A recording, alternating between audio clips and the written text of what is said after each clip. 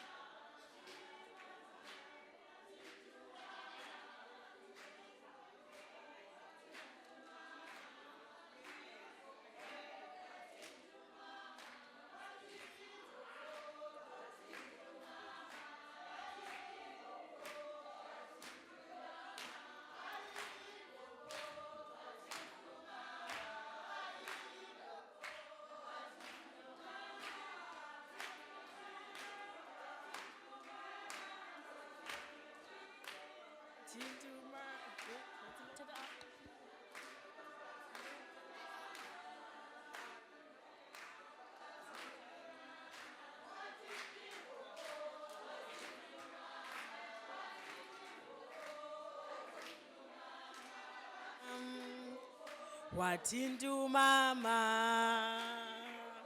wathinta mama, wathinta mama, yenzani mic yethuna. Wathinta mama, wathinta mama, wathinta mama, wathinta mama, wathinta mama, thinta mama, ithini wapi thina?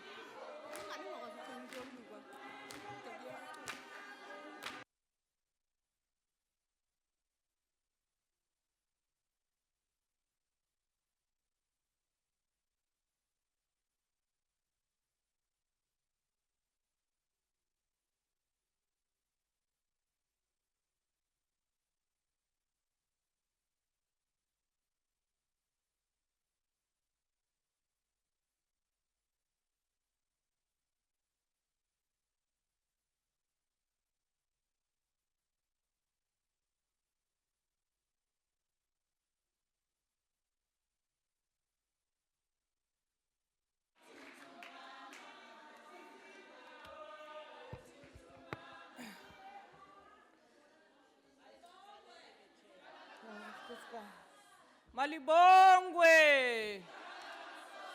Igama lamakosikazi. Wathinta bafazi. Wena.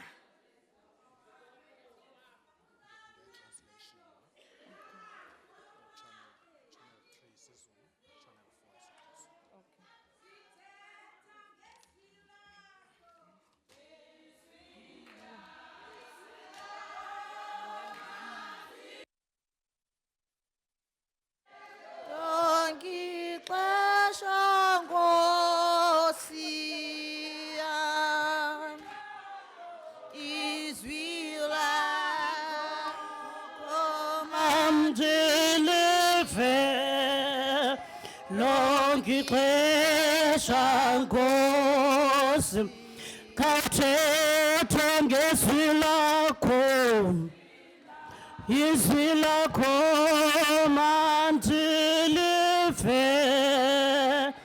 lonke ixesha Nkosi uthethe ngezwi lakho izwi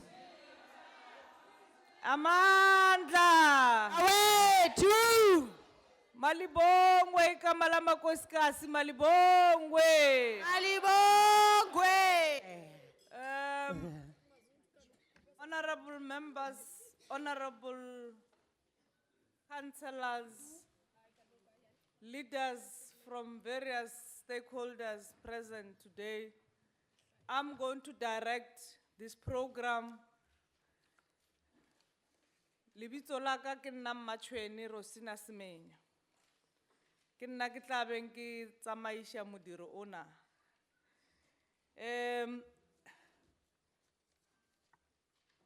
Just some few housekeeping.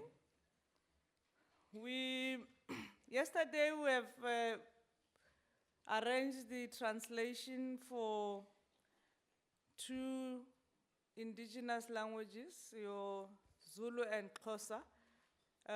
Is still available even today. Those that wants to utilize, wants to listen can utilize those microphones on your desk.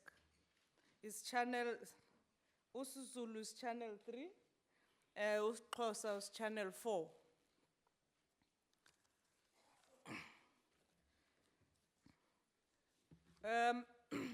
Yesterday, honorable members, compatriot, we started this meeting receiving a welcome address from our Deputy Speaker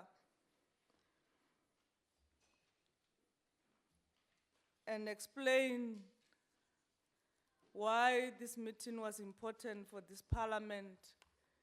Again, give the strategic objectives of this parliament. And we have received the input from the chairperson of the multi-party, which directed us where we come from as women of this country, and reminded us that we are closing the month, and reminded us that when this month was started, government has launched this month under the theme, Women Unite to take South Africa forward. She further indicates the strides that public sector has done in empowering women, particularly in terms of representation at the level of national government and parliament. We then received the presentation from the DG, Ms. Jenny Shaina from the Department of Women in the Presidency.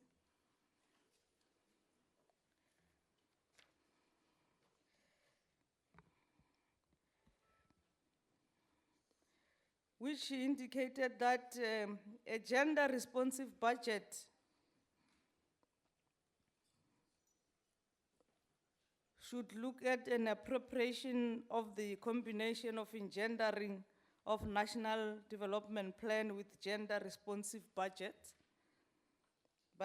and arguing the point that the gender-responsive budget is not a separate budget, but that which take into consideration the impact of services rendered to women.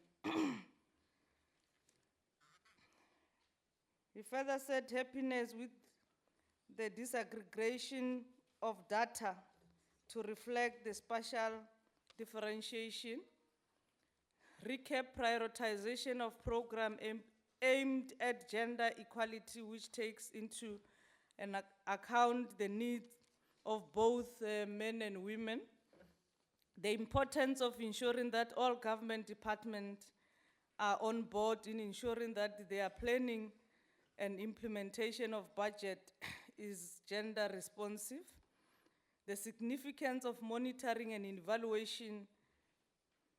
evaluating the impact of budget and service rendered, and the embracing regional cooperation and partnership in line with 2063 Vision Agenda as a platform for job creation, sharing the best practices and economic migration of women.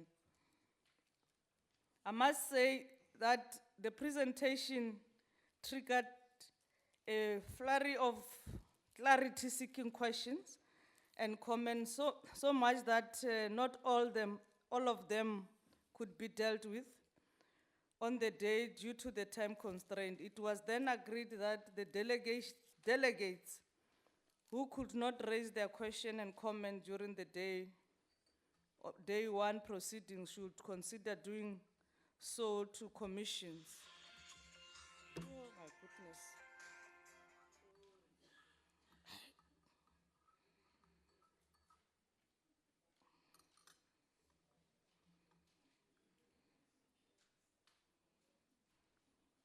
My apologies. Um, in your packages, you have received a program which shows that we are going to have commissions. So we encourage those that have not had time to raise their question for clarities. We would have chairpersons and or facilitators of those commissions. Members or delegates will then raise those questions in the commissions, and will have responses from those that are facilitating and chairing the commissions. And we then received the presentation again from Honorable Phumzile Bengu, initiating the launch of the manual for members of parliament, mainstreaming women, children, and persons with disabilities, whose key objective are as follows: to highlight the role of members can play in promoting the rights of women, children, and persons with disabilities, to identify the key legislation pertaining to women, children, and persons with disabilities, to identify the key international binding instrument pertaining to women, children, persons with disability, and the role of members in overseeing the implementation of this, to propose mechanism for conducting effective oversight when taking into account issues pertaining to women, children, and persons with disability, to articulate the importance of enhancing the public participation of women, children, persons with disability in legislation processes, to raise awareness on issues of cooperative governance as they pertain to women, children, persons with disability, and to raise awareness about the internal structures and issues within legislatures as they pertain to women and children and people with disability. And it was very clear that this manual is seen as an important resource that will enable members of parliament to effectively and efficiently fulfill their constitutional responsibility. The broader Women Roundtable audience, particularly fellow members of parliament, were greatly encouraged to make use of this manual. The manual, I think, is in our packs. And the last presentation we had was from Professor Mahomet on an innovation and transformative, effective, and efficient parliamentary services and administration that enable members to fulfill the constitutional responsibility, but only for focusing on the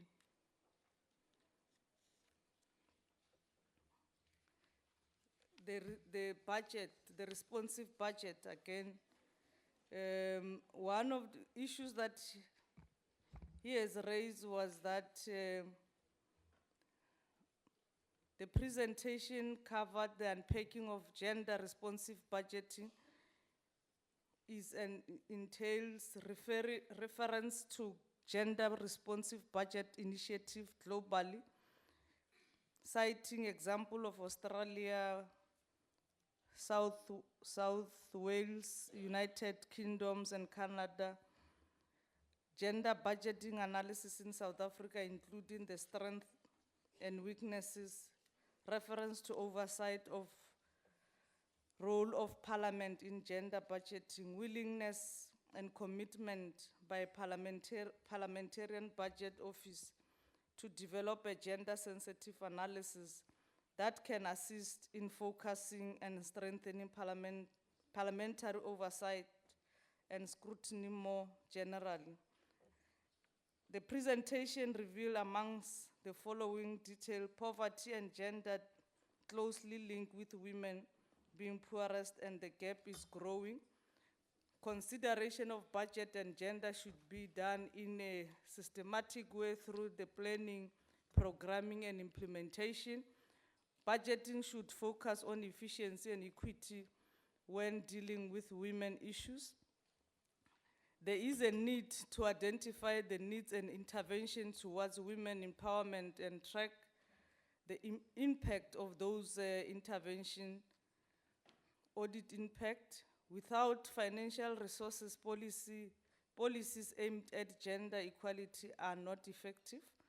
Importance of quantified targets and indicators very critical in ensuring that the program implemented are able to achieve the intended purposes as well as the monitoring.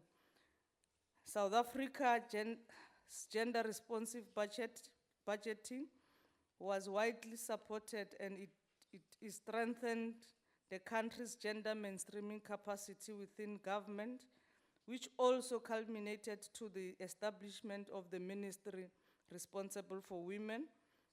Underspending, however, has had a negative impact, which has rendered the Ministry of Women ineffectively. There is a need for a women lobbying around fiscals and budget and be part of development of fiscal policies. The availability of measurable targets and indicators is needed to engage performance. All the departments need to take cognizance that their allocation funds address gender quality, and that there is transparency and participation by CSOs. There is a need to empower women about issues related to fiscal policy, MTEF, tax revenue and expenditure. Insufficient monitoring of gender equality programs has a potential to undermining the gains made so far. Oversight is thus a critical aspect of ensuring that gender equality become a reality. And lastly was the gender responsive budgeting is a budget and expenditure that ensure women and men benefit equally, and is an important element of gender mainstreaming. Those are the issues that were raised by the presenters. So we will actually distribute this paper for commission so that delegates can use them as we continue in the commissions. We are now going to invite our Deputy Minister, Honorable Mekisoti, to talk about gender-based violence.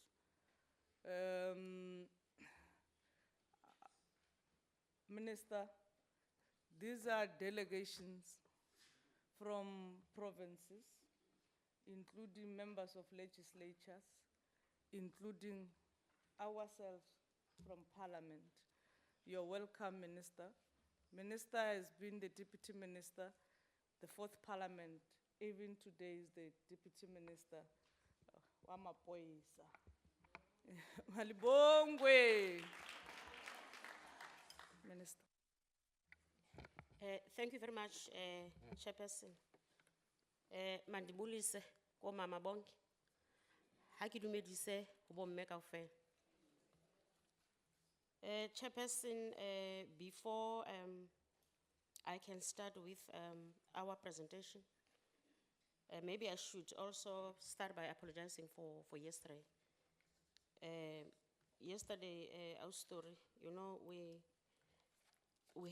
I was leading a debate and the NSOP on police killing. So that's one of the challenges that we are faced with as the society lately, and also on communities that are being killed by the police. So that was one of the things that we dealt with yesterday. Hence, I could not make it to yesterday's what do you call it, roundtable? Yeah, yesterday's roundtable. I'm accompanied by two senior officials from the police. I have General Yvonne Mosileng, who is the head of the Family Violence, Child Protection, and Sexual Offences Unit. How go you Yvonne? Okay. And then with General Yvonne, I have Colonel Silepe, who is also in the unit of gender-based violence in the Department of Police. The head of that unit is General Pinar, but she's now at the portfolio committee. As you know that the police are with the portfolio committee today. Thank you very much for inviting us, a chairperson. Indeed, we are in an environment that is very difficult for us as women to police. That is the police. You know as much as I know that that environment is dominated by men. It is very difficult to get women even in better positions, that is leading position. They were laughing at me this morning, these two generals. I was just fighting with, or trying to convince our DG, the general, that the vacancies that exist in the police now, we have senior vacancies that exist in the police. And I was saying that we should focus on women to lead those positions, because I know they can do it. If I can do it, they can do it. Those who's been in parliament for more than 15 years knows that from day one when I was deployed by my party to parliament, Comrade Morotua knows, I was told that I'm going to the police committee.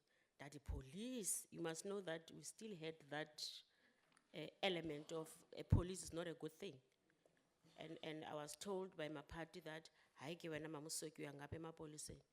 started by looking at my height, and I thought of the police, and I said, yo, well, because it's not for you to decide, then I had then to be part of the police committee since that time, of which I was a backbencher for something like 5 years, and then after which then I was given the assignment of being a chairperson of the then portfolio committee on safety and security, which today we say that is the police committee.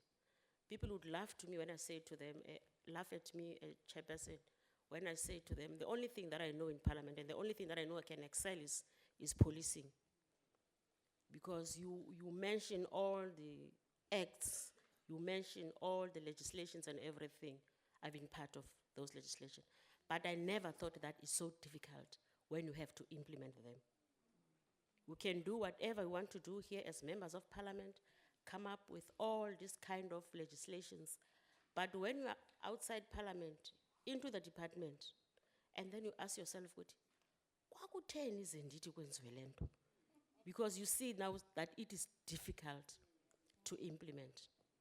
But because of the trend of crimes, you know that crime changes every year, it changes. You look at the presence now, General. I visit mostly, I'm sorry, Chair, I'm working with generals, you know. I most of the time, I visit prisons, starting with this very province where I am now. More than 80% of the offenders are young children. I'll call them children because some of them are even younger than my last born. So it shows that we have a problem. And I have that belief that if we put women at the forefront, we will win that battle. Because these are our children. There is no criminal who fell from a tree. We gave birth to them. Therefore, we must make sure that we assist the government in fighting crime in this country. Chairperson, one area before I come, I don't have a very long presentation. I asked them this morning, they must tell me what is the approach on the presentation, and then they told me, then I said no. Then I prepared something here, I'm just going to read quickly through that, it's just 4 pages here. And then one of the issues or one of the areas that one would like to highlight is the fact that we have initiated so many good programs. I'm not talking about the police now. I'm talking about us in general, you know. And I don't know whether we have people here from the women's ministry. Yeah. You know, previously, before the new administration, the fifth parliament, women's issue were always led by the former minister, Klingwan. And there is a lot of programs that they initiated at that time, of which we were part of. That is the South African Police Service. And then unfortunately, what I've learned from us as politicians is that when someone new takes over, you don't look at what has been done already.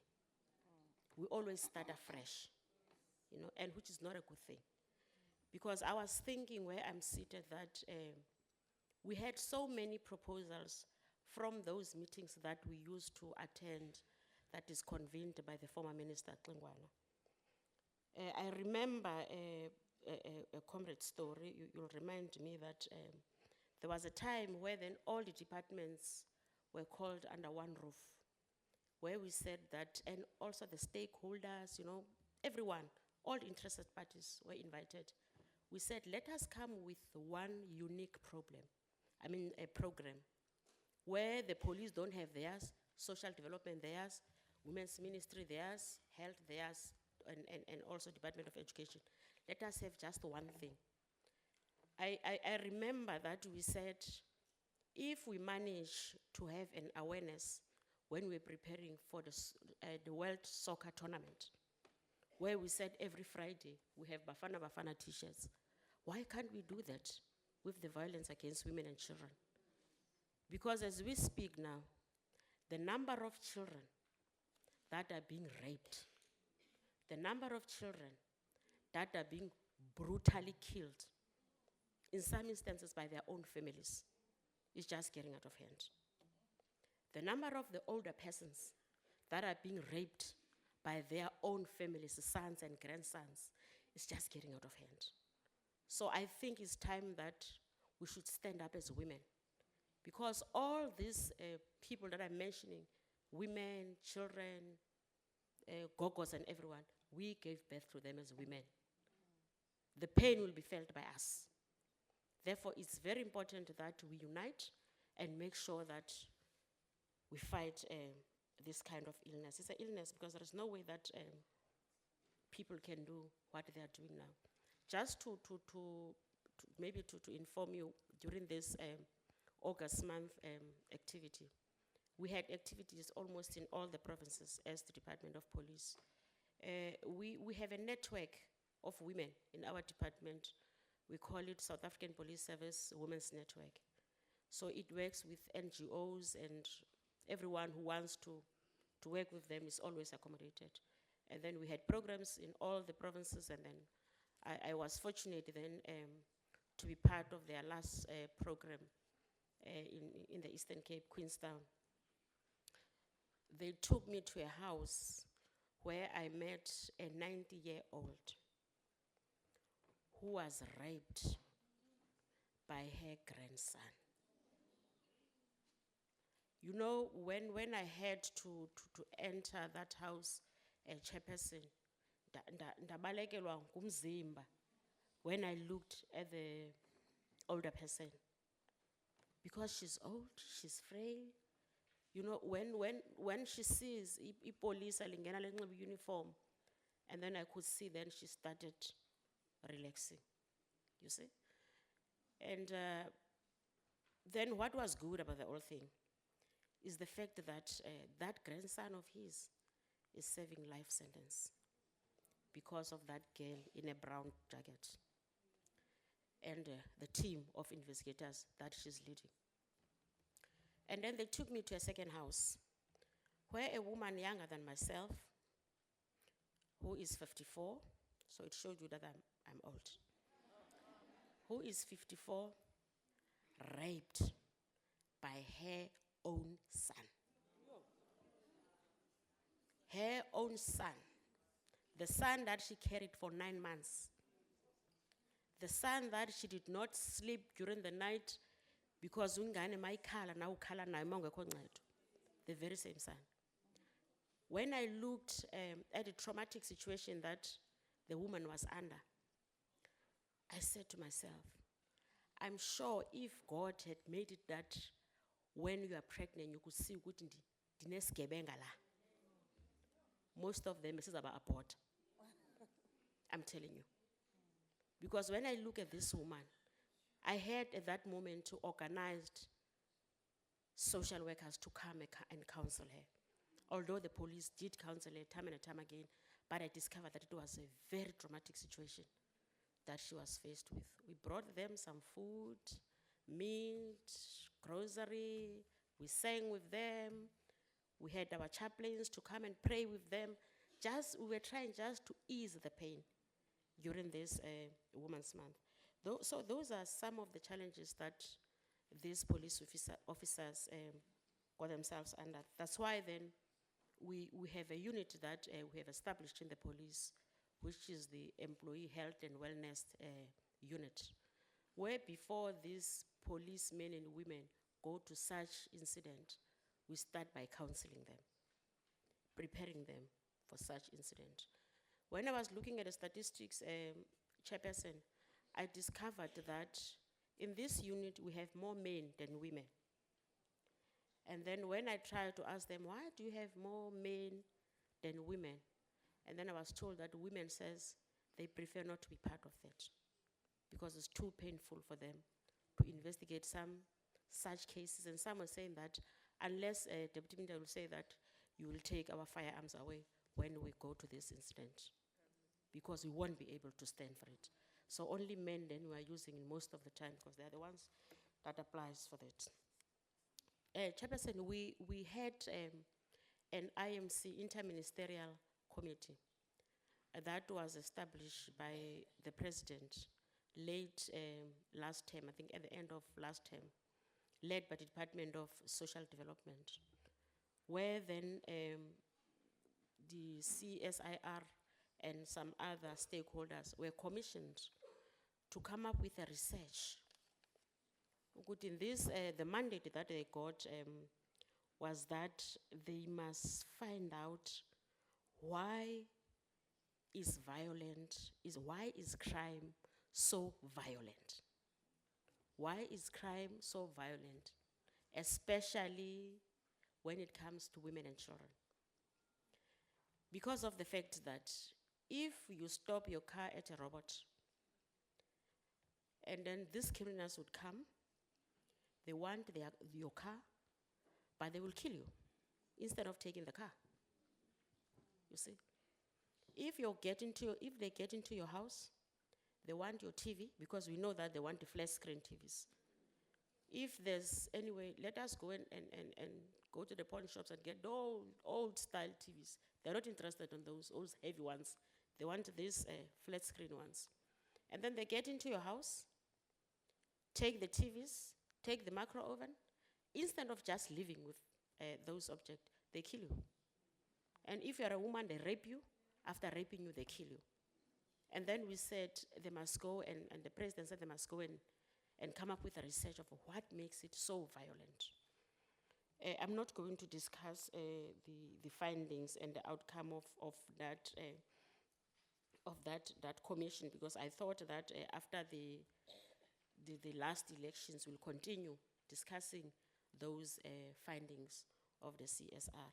But it seems as if, maybe unless I missed them, but I can't remember, because as you have heard that, I was fortunate to come back again after my first term.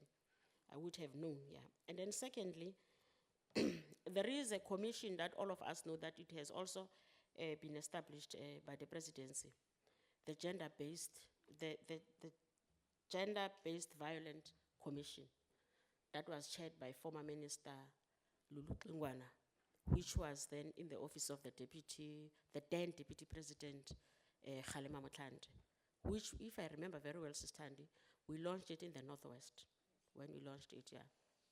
I don't know whether it still exists, because the kind of contribution that we used to get from the civil society.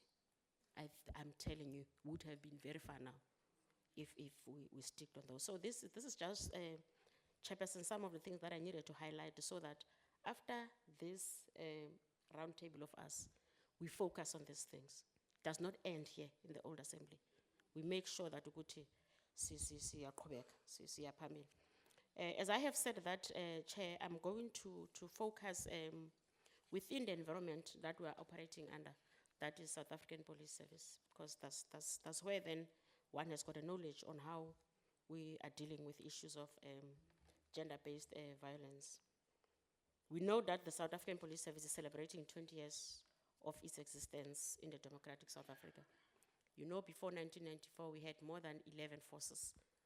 And in 1994, we had then one force, which is the South African Police Service, from the South African Police, which was a force.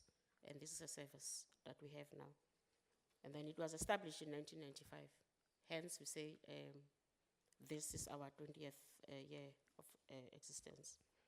For the 20 years, the South African Police Service has strengthened in this transition, ensuring measurable of accountable, transparent, and human rights-oriented service. Maybe I should also indicate that early this year, we signed a memorandum of understanding between ourselves, that is South African Police Service, and the South African Human Rights Commission, so that at the college, when we train our police to become full police officers, they become part of the training, to train them on human rights. So it has just started. A lot still needs to be achieved to ensure a crime-free society, but milestones have been met and international agreements have been entered to endorse human safety and dignity for all people of the world, especially in South Africa. I'm not going to mention or say anything about the international convention, of which I know all of us here know about them, of which we are signatories as a country. And the South African Police Service on gender-based violence, the family violence, child protection, and sexual offenses, of which we shortened by calling it FCS units, were re-established in 2010. You must remember that we had many units in the apartheid times within the police. For instance, one of the units that I have just mentioned, that is the family violence, child protection, and sexual offenses. Those were units that used to exist. But when we took over and restructure in subs, most of these units, we did not activate them, like your gangsterism, like your drugs, they call it a nicotine, something like that. Yeah, we used to have those previously, but now we have so many requests of the communities that is requesting us to consider bringing back those units because of what is happening currently. You know that our children, they are obsessed when it comes to issues of drugs. As early as 12 years, they're already on drugs. 8 years, they're on drugs. So I'm sure that when times go on, we will consider bringing back some of these units that we closed, because we thought maybe we won't come across what we are coming across now, like the unit that is being led by General Butsileng. And then this unit is responsible for 4 main categories of crime, that is sexual offenses, person-directed crime, which is contact crime, illegal removal of persons under the age of 12, that is the, what do you call it, trafficking. Yeah, trafficking of minors, and electronic media facilitating crime. You know that we have these cyber crimes, you know, yeah. You know, we'll take it for granted that our children are not involved and they're highly involved. When you are a parent, for instance, I'll make an example about me. I have grandchildren, and they like being in the study. And when I see that they take long in the study, I would go and see what they're doing. Because when they're on computer, be careful. And when they're busy with their cell phones, be curious. Want to know what is it they're doing. Because if we don't do that, I'm telling you, cybercrime will get out of hand. Therefore, that's one of the areas that they are tasked with. As I have said that, I'm not going to read the whole document, but there are also some achievements and remarkable ones that this unit managed then to achieve. Like for this, for 2 financial years, that is from 2013 up to 2015, they managed then to secure 1,257 life sentences. 1,257 life sentences on people who committed crimes against children and women. Some other issues that they said maybe I should highlight is the issue of the integrated work with criminal justice system. We are still struggling a bit there, but I'm sure that with the proposed new integration of the IT, we will win that one. Because if we don't have that IT that can identify a person by you know, when you just enter an ID number of a person, you know, and then you'll find out, okay, this person is a criminal, and this person maybe is in prison, or this person is amongst ourselves here. So that area we have left it to the IT people to try and assist us as a department. Because in some instances, one of the things that were raised by members of the community when we went to other provinces, because of this non-integrated justice system, is the fact that a person will be arrested for, let's say, for argument's sake, for rape. And then that person will go to court, and go to court, and at the end, that person will maybe make an appeal. You know, most when you're on appeal, you are outside. And then when the appeal fails, that person don't go back. And nobody knows that that person is still among ourselves. And he will still keep on raping people, because we as the police were under the impression that this person is in prison. So we need to correct such areas so that should a person's bail fail, even if there was a miscommunication somewhere that the police could not be informed, but when you're a police officer, you have your dockets. Each and every time you'll go back to your docket and look at the status of that docket to make sure that the perpetrators are then where they're supposed to be. And then you know that with the Department of Justice, Department of Social Development, and ourselves, we have Tutuzela centers. I won't say anything about those centers because we know that those are centers where our battered women, raped women, they are always kept under a sharp eye of government, and they receive counseling, they receive everything that they're supposed to receive, but it's not the responsibility of a one department. Every department is supposed to play a role there, including Department of Health. They're supposed to play a role there. In some instances they do, in some instances we are still struggling a bit there to work together. There are also some numbers, that is the free toll numbers, where people are given those numbers so that the police can be made aware of such offenses when they happen. So we have many useful approaches to address gender-based violence as the police. For instance, we have national instructions to all police stations on how to deal with issues of violence against women. We have South African Police Forensic Laboratories. All of you know that we have such laboratories to identify a perpetrator, although we are still struggling there with skilled people. But we do then send out adverts for people who are skilled, who specialize in certain fields, to apply for these positions, especially women. So we encourage women that every Sunday when you buy your City Press or you buy your Sunday Times, then look at that column then. If there are some vacancies for our forensic labs, we need women there, because mainly people are there are men, and they're doing very well, but unfortunately the number is not enough. And we have policing institutions within our police station. For instance, in our police stations, you have victim support centers. These victim support centers I must say that I would like to congratulate the NGOs, because most of these centers, we have more than 800 in the country, and most of those centers are being, the service that we get there is the NGOs who are leading there. Because the police, we are trying, but I think the NGOs are playing a very good role there.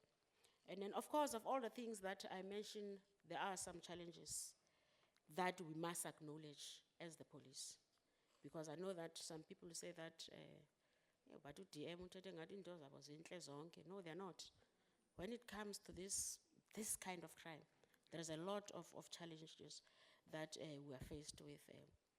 For instance, because of the fact that we don't have enough police stations, you get an instant where a woman get raped, and when she's supposed to go to the police station and report that offense, along the way before she reached the police station, she gets raped again because of the distance. And you must also remember that it's not every police station who's got this family violence and child protection and sexual offenses unit. But each and every police station, we have police officers who are trained on how to deal with those kind of cases, so that they can be referred to the relevant department. So that's one of the challenges that we have, that people will have to travel long distances in order for them to get a police station. So the issue of the demarcation also of the areas of South African Police Service versus court jurisdictions, that's also another challenge. That you will lay a charge with the police, and then when we think of going to court, to travel for more than 10, 20 kilometers, and then people just get demoralized and they don't appear, they don't go to court. And so that means the perpetrator will keep on then raping our women and children.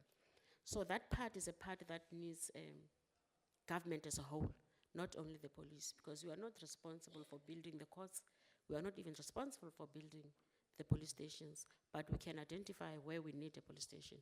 And the only thing that we can do with immediate effect is when you say that we want a pilot police station, which is, in that instance, a movable structure, just to assist the communities. But we must also remember that if we have a mobile police station, the first thing that we need to think of is the safety of the very same police officers, because of the kind of criminals that we have now in the country.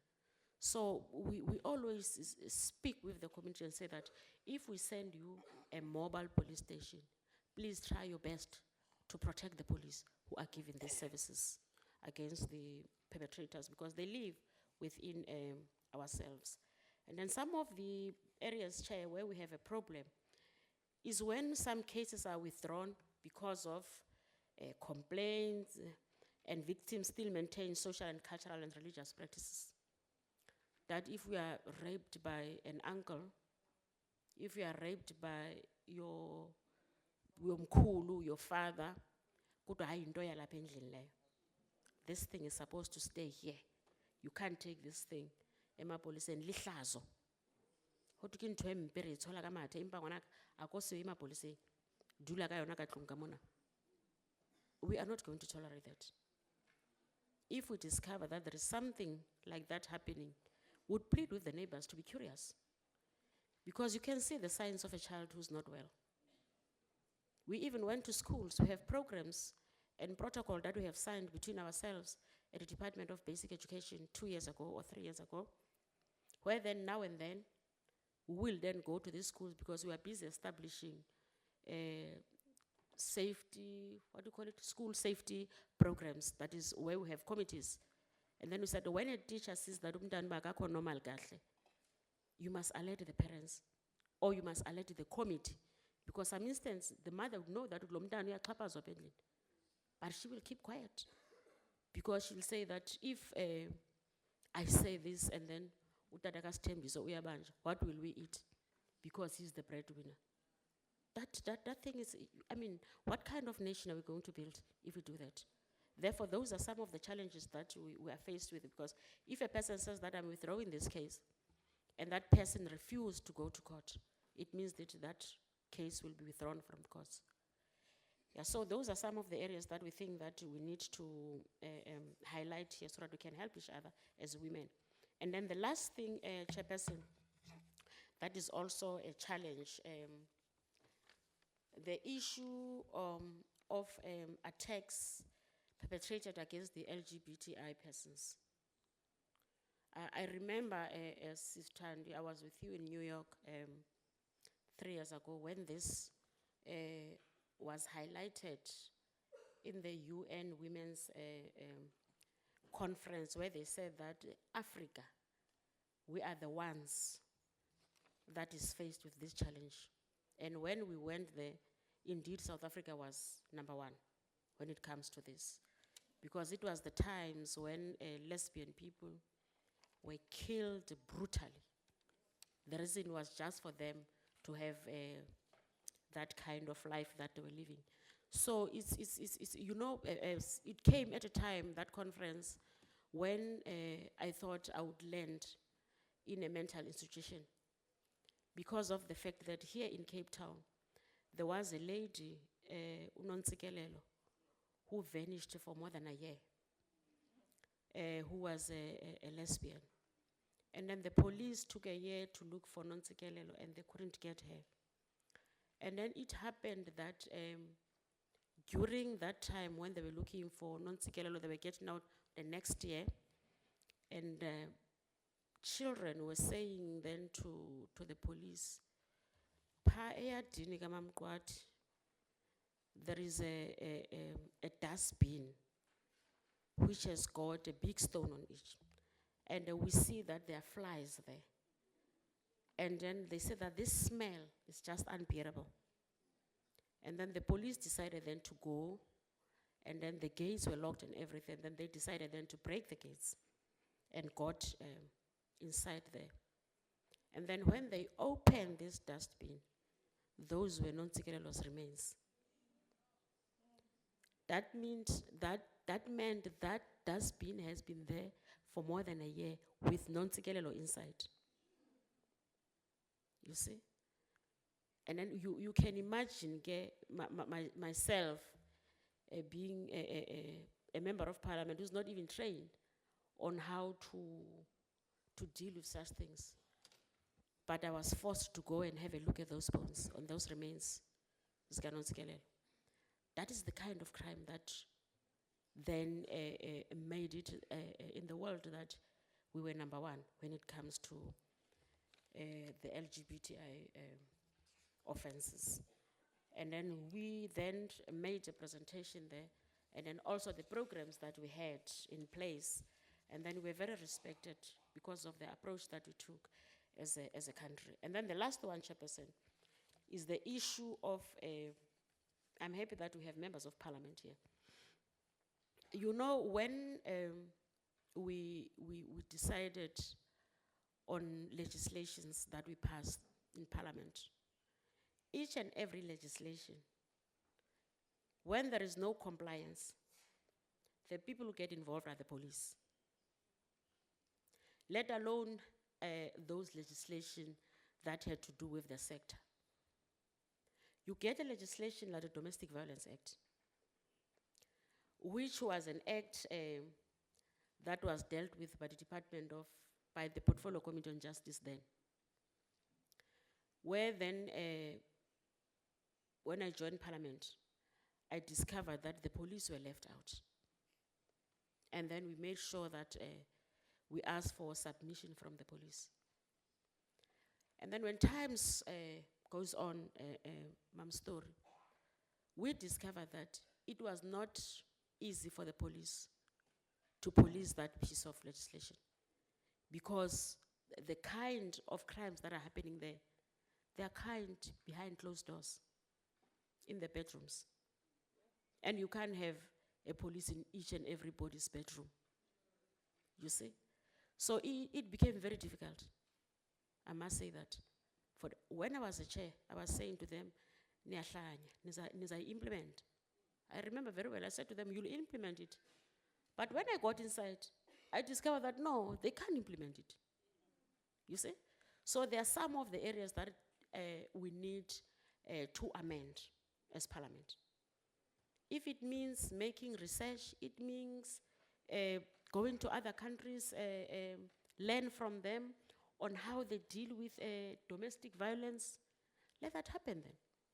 Because as it is now, it is difficult to deal with domestic violence. Hence, I'm saying that if it will happen that we decide on amendments, let justice then invite the police, because they're the ones who are supposed to implement that. But if it's one committee who does it, and then say that Nizabona, Nizapumanjan, it's not possible. Therefore, the story knows this, what I'm talking about. Because even in the NGOs, Mahotlas, we do debate issues of domestic violence, and we need it like yesterday now. Because domestic violence is getting out of hand now. Even some of the police themselves, they're perpetrators of domestic violence. That's the problem I face, because they don't understand. And as a result now, when you go to police station and look on how they enter domestic violence, they don't do that. They say it's assault. And then at the end of the year, when you get statistics, there is nothing that says that out of these assaults and murders and attempted murders, these were domestic violence. No, it's just in general assault. And I said, then we must change, so that we should see what kind of society that we are leading. If it's a domestic violence, we know that we need to focus on the families. But if you generalize it, say it's just assault, it would be difficult for us then to see then what kind of society that we are leading as government. Chairperson, I thank you very much then.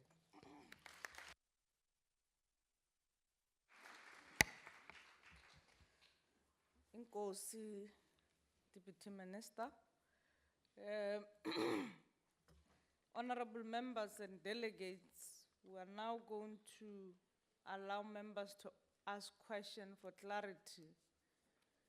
I'm going to take 3 hands this side and 3 hands this side, and then I'm closing 1 and 2 and 3. And then 1, 2, 3. 1 start. Yes.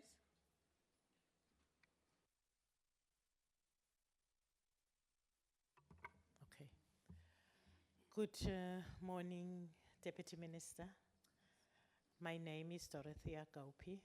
I'm MPL for Western Cape and also convener for the women here in Western Cape. My question is, what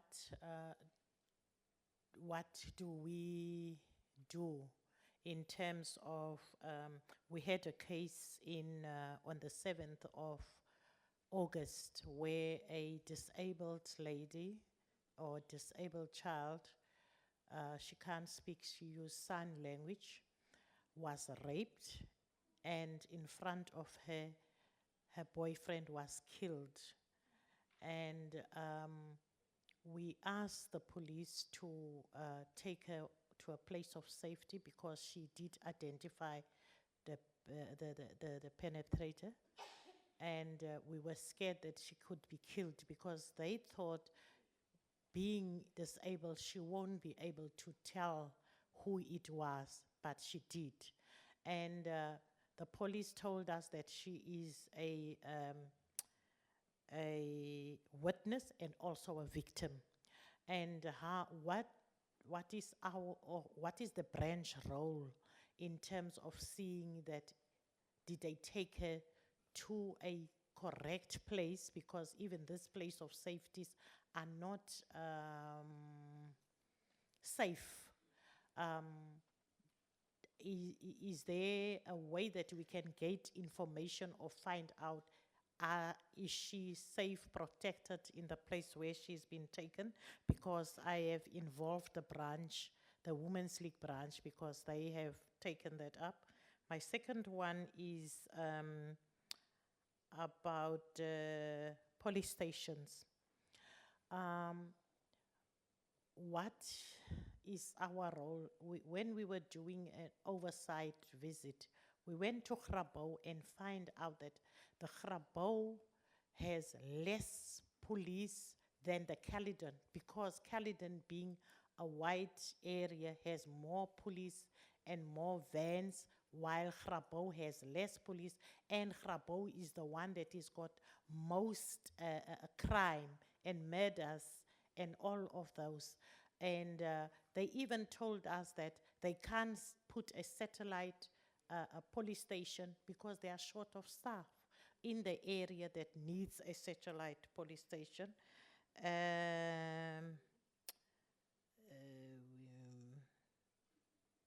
And then in terms of counseling, when you get as a member of parliament or as a community worker or as a councillor, when you get to a family and you see that they need counseling,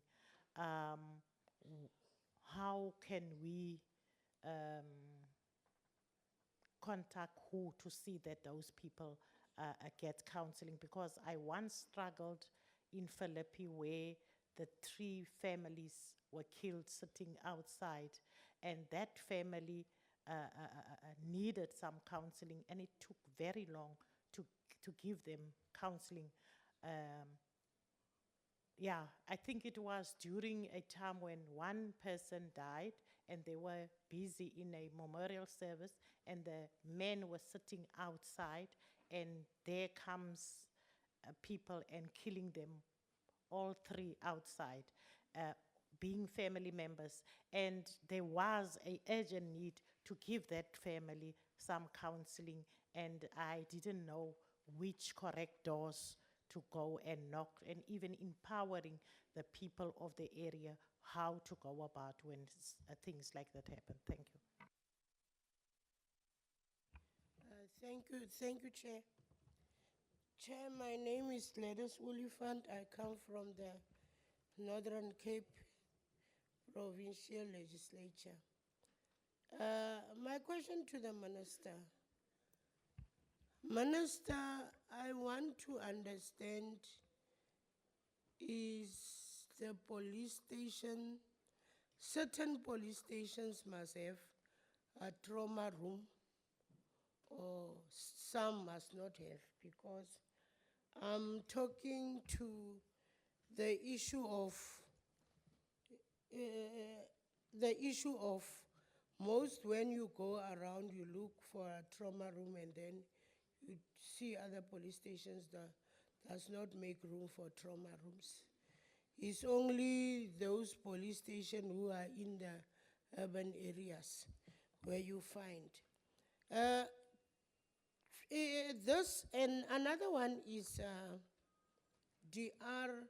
Actually, let me say, Deputy Minister, I'm the portfolio chair of safety and liaison in the Northern Cape.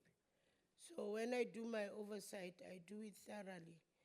And with the police station, because now they will tell you that the ladies and gentlemen in blue is the what to say, national what? They don't belong to legislatures. But now sometimes you get disturbed with certain issues of the national thing. Because the DR hospital, the DR police station in Nozwakazi, if you can go there, Deputy Minister, invite me, I'll show you something that it's built like the old apartheid. It's still in the old apartheid. And when I asked the commissioner there, he said to me, they take the cases, they only write cases down and take it to town. Now for me, it's uncalled for, because there is not even a seat there. It's only like this, you see this pear sheet here. You go in and then you go that side. There's no chair, only one police at the back of the counter, and a van. The other one is driving the van, the other one. Now, I don't know how long do they take if they need backup, because sometimes the issue is so hot that they need backup. And then I want to ask you, Deputy Chair, when you do training, especially with the raping victims, you talk mostly about when you come into a church office and you come and talk about you are being raped, and maybe you're an older woman or you're a lady or whatever, you find men at the back of the counter. The other one's starting to laugh. And it's not good. It's not good because in the last term, let me tell you, in the last term, I was in my own world. Chiefs and Pirates have won. I went to somewhere and I eat my things there. When I come, I decided to go to the hospital. When I came at the hospital in Warrington, and when I came there, I find a lady was raped Saturday night, 8 o'clock. And it was now past 1 Sunday afternoon. The lady did not see a doctor. And by then, because I was eating my things, all my things disappear in my body. And then I started phoning around and I didn't get any police around there. I end up calling now the MEC in Kimberley and said, I'm in this place and this is the situation. After I have talked to the MEC, it is when the lady gets some help. Now the police wanted to find out who am I, because I know I was in my own world. I couldn't say who am I. Because the minute I call, then the newspaper comes in. So I must stay underground for now. It is by then, Monday, the police realized who am I, because I'm in now, I'm a fat person and all that. Now, my question is, why, if I'm not a parliamentarian or a whatever, will I not get help that I'm supposed to get help if I'm an ordinary person? Thank you, Chair. Thank you, Chairperson. The third person is here. No, Chairperson. No, Chairperson. I raised my hand, and I didn't want to disrespect the previous speaker, and you pointed me. And I'm in my right to talk, because this issue is very burning to me. I'm not undermining you. I respect you. No, we will not allow that, you see. Okay, I apologize for that. Yeah, I apologize for that. okay. Thanks, Chairperson. My name is Ndumifunda. I'm a human rights activist, social justice human rights defender. I'm running an organization called Luleki Sizwe. It's for LGBTI women. Thank you, Honorable Member, for your presentation. But then I think we should, as civil societies, use a metaphor that says, think human. Uphele ubuntu. Issues that are affecting women are being sidelined. We need an acknowledgement as civil societies. People on the ground who are working, we need to work with them very closely. Secondly, you've mentioned the issue of nontsikelelo, Kyakeka. In the Western Cape, in the Western Cape, that is not the only issue. We've got issues, we've got a case that is actually since 2012, a murder of a lesbian that was murdered in Philippi. No arrest has been made. We've got another murder case in Nyanga. No arrest has been made. And I'm saying these things because I'm also a member of National Task Team. I am that key negotiator who has driven the petition in my country that today we had a National Task Team. Last year, in April, we launched the program in Johannesburg, which were part of Program of Action. And I must say, I'm complimenting the government. So far, there is an improvement, but not in my province. The perpetrators, they are still roaming around the streets of Guguletu. Now, if you lay, I'm happy that you are here as someone who's representing SABS. You go and you report your case. And I'm happy that it was highlighted earlier on. When you report your case, you will find that they are making laughing stock of you. And it's a serious matter. And I'm also making an appeal to people who are sitting here. When there's cases in your community where some of us are being stoned by members of our community, and I'm happy some of the people are here in this room, you will find women cannot stand for other women.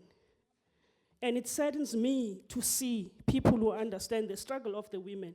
It cannot start in 1956. It always been everyday life. We need, as women, to stand together. Yes, again, my point of departure is it's not only for you, government, to work around these issues. These women that are here are the women who are in front. If you've managed in 1956 to work very hard and united without any discrimination, we can do that. I read the report.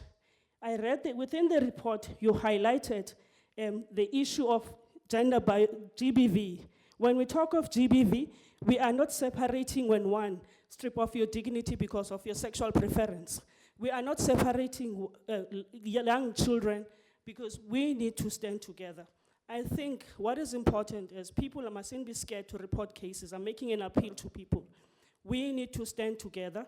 We need to fight, and we are going to make it as women. If we've made it in the previous years, there is nothing that is going to intimidate us. Thank you. Thank you very much. My last person from this side is Mama, this side. Good morning to everyone.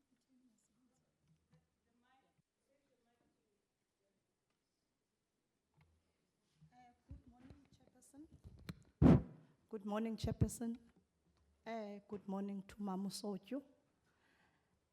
Ndizawucela uthetha isiXhosa.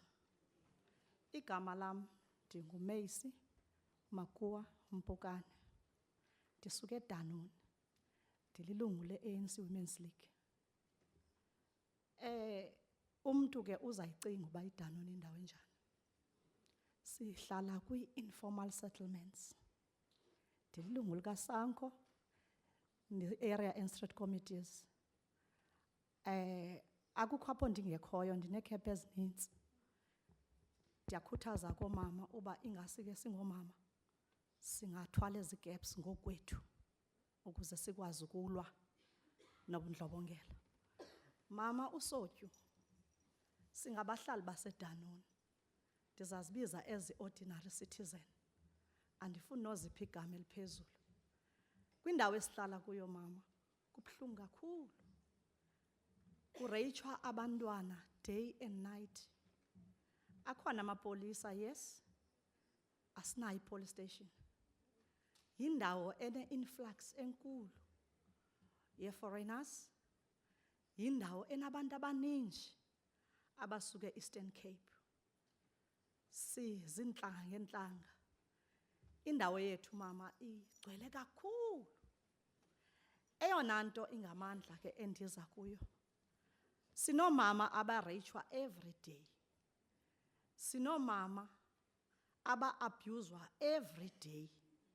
Kwindawo esihlala kuyo. Asonwabanga. Indima yoba ndibe lapha bendizomela bona uba ndicela oba unational government uyakwazi uba akwazi ulawula eliphondo makakaphakame ayifake kwimap iDanoni sisengxakini enkulu. Okokuqala njengoba singena police station, abaphathi be-police stations zethu ngabantu abamhlophe abazi-understand i-dynamics zomuntu omnyama. Ndinethemba loba Mama uSotyu uyandiva.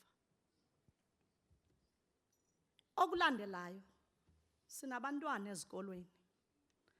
Abantwana bethu batya i-drugs.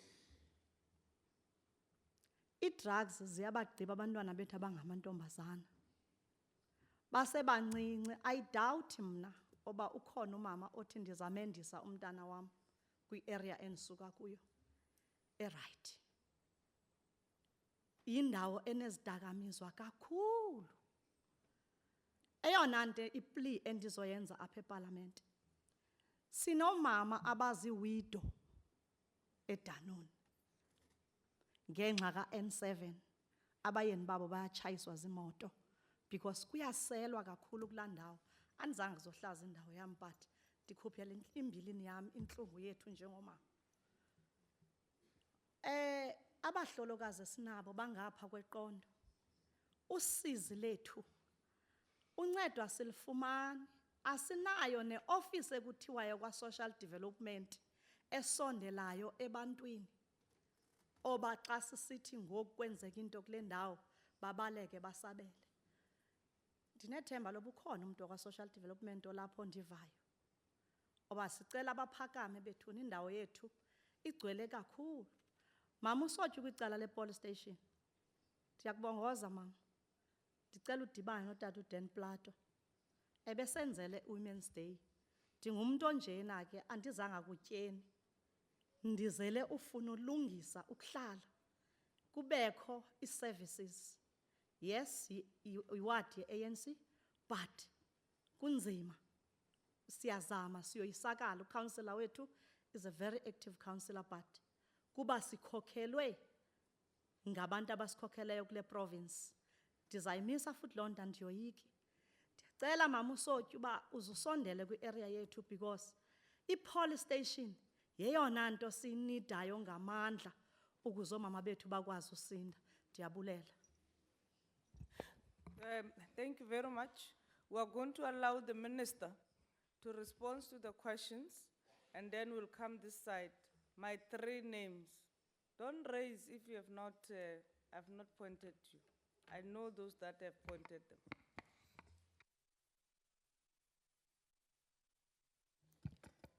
Thank you very much, Chairperson, and also thanks to the participants.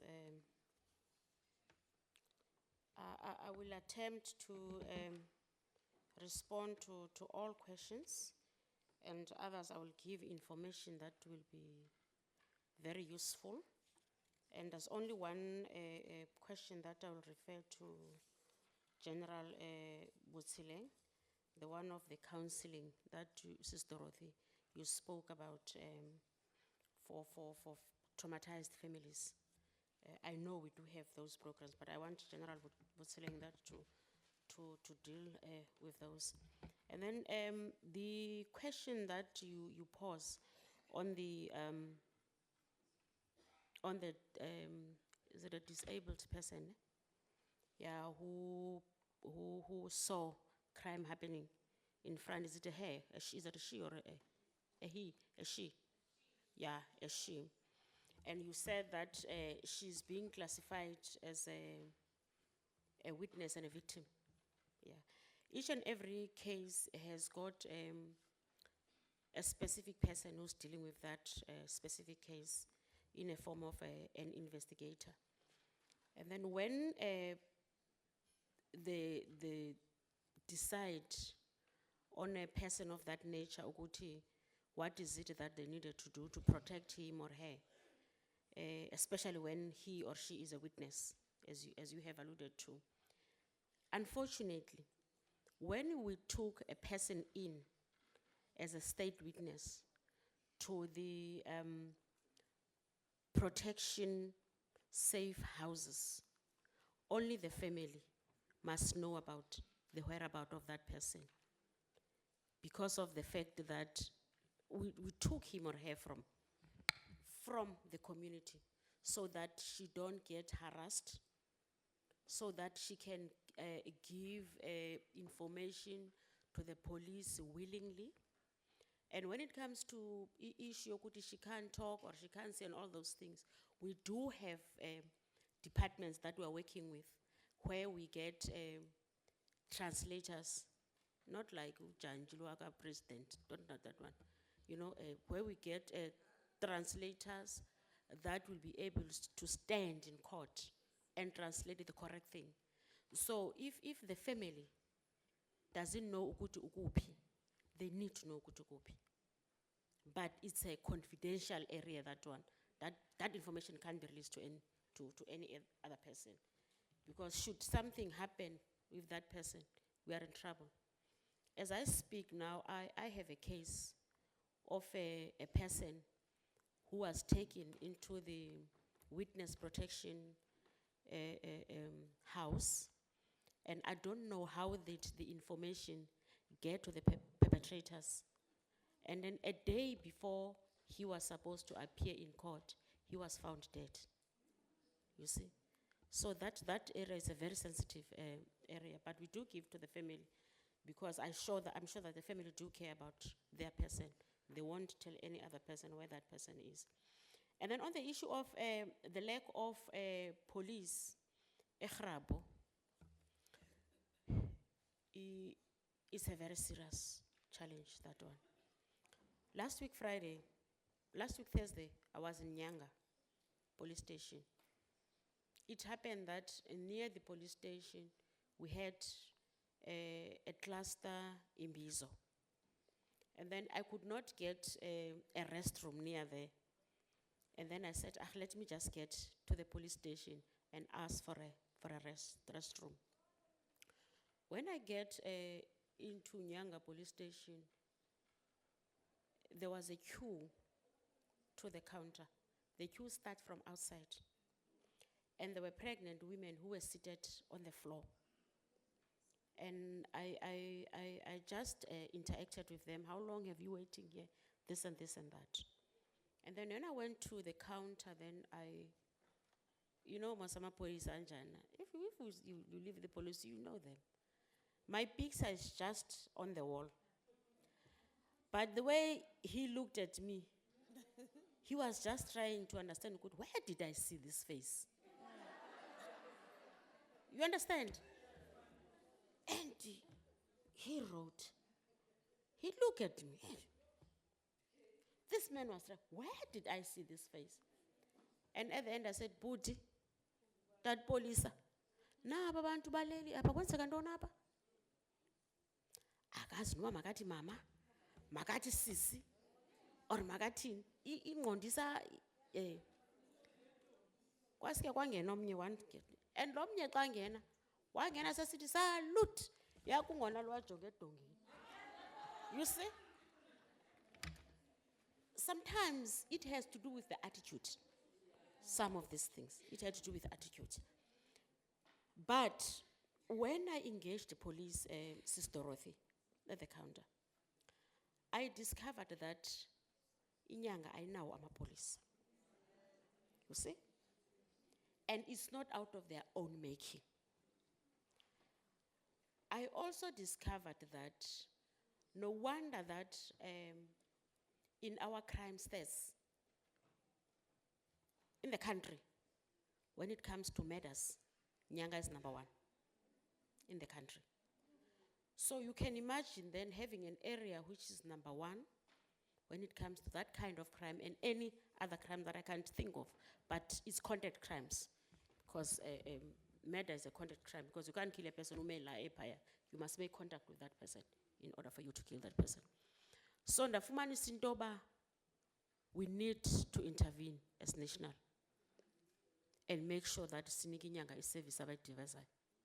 Because awekho. When I asked them, where are the police? But I asked now, ma'am. And there were only 3 at the front. 2 women and 1 man. And this man, he was in and out, He was in and out because you have the other officers who's gone to do crime prevention in the community with the vehicles.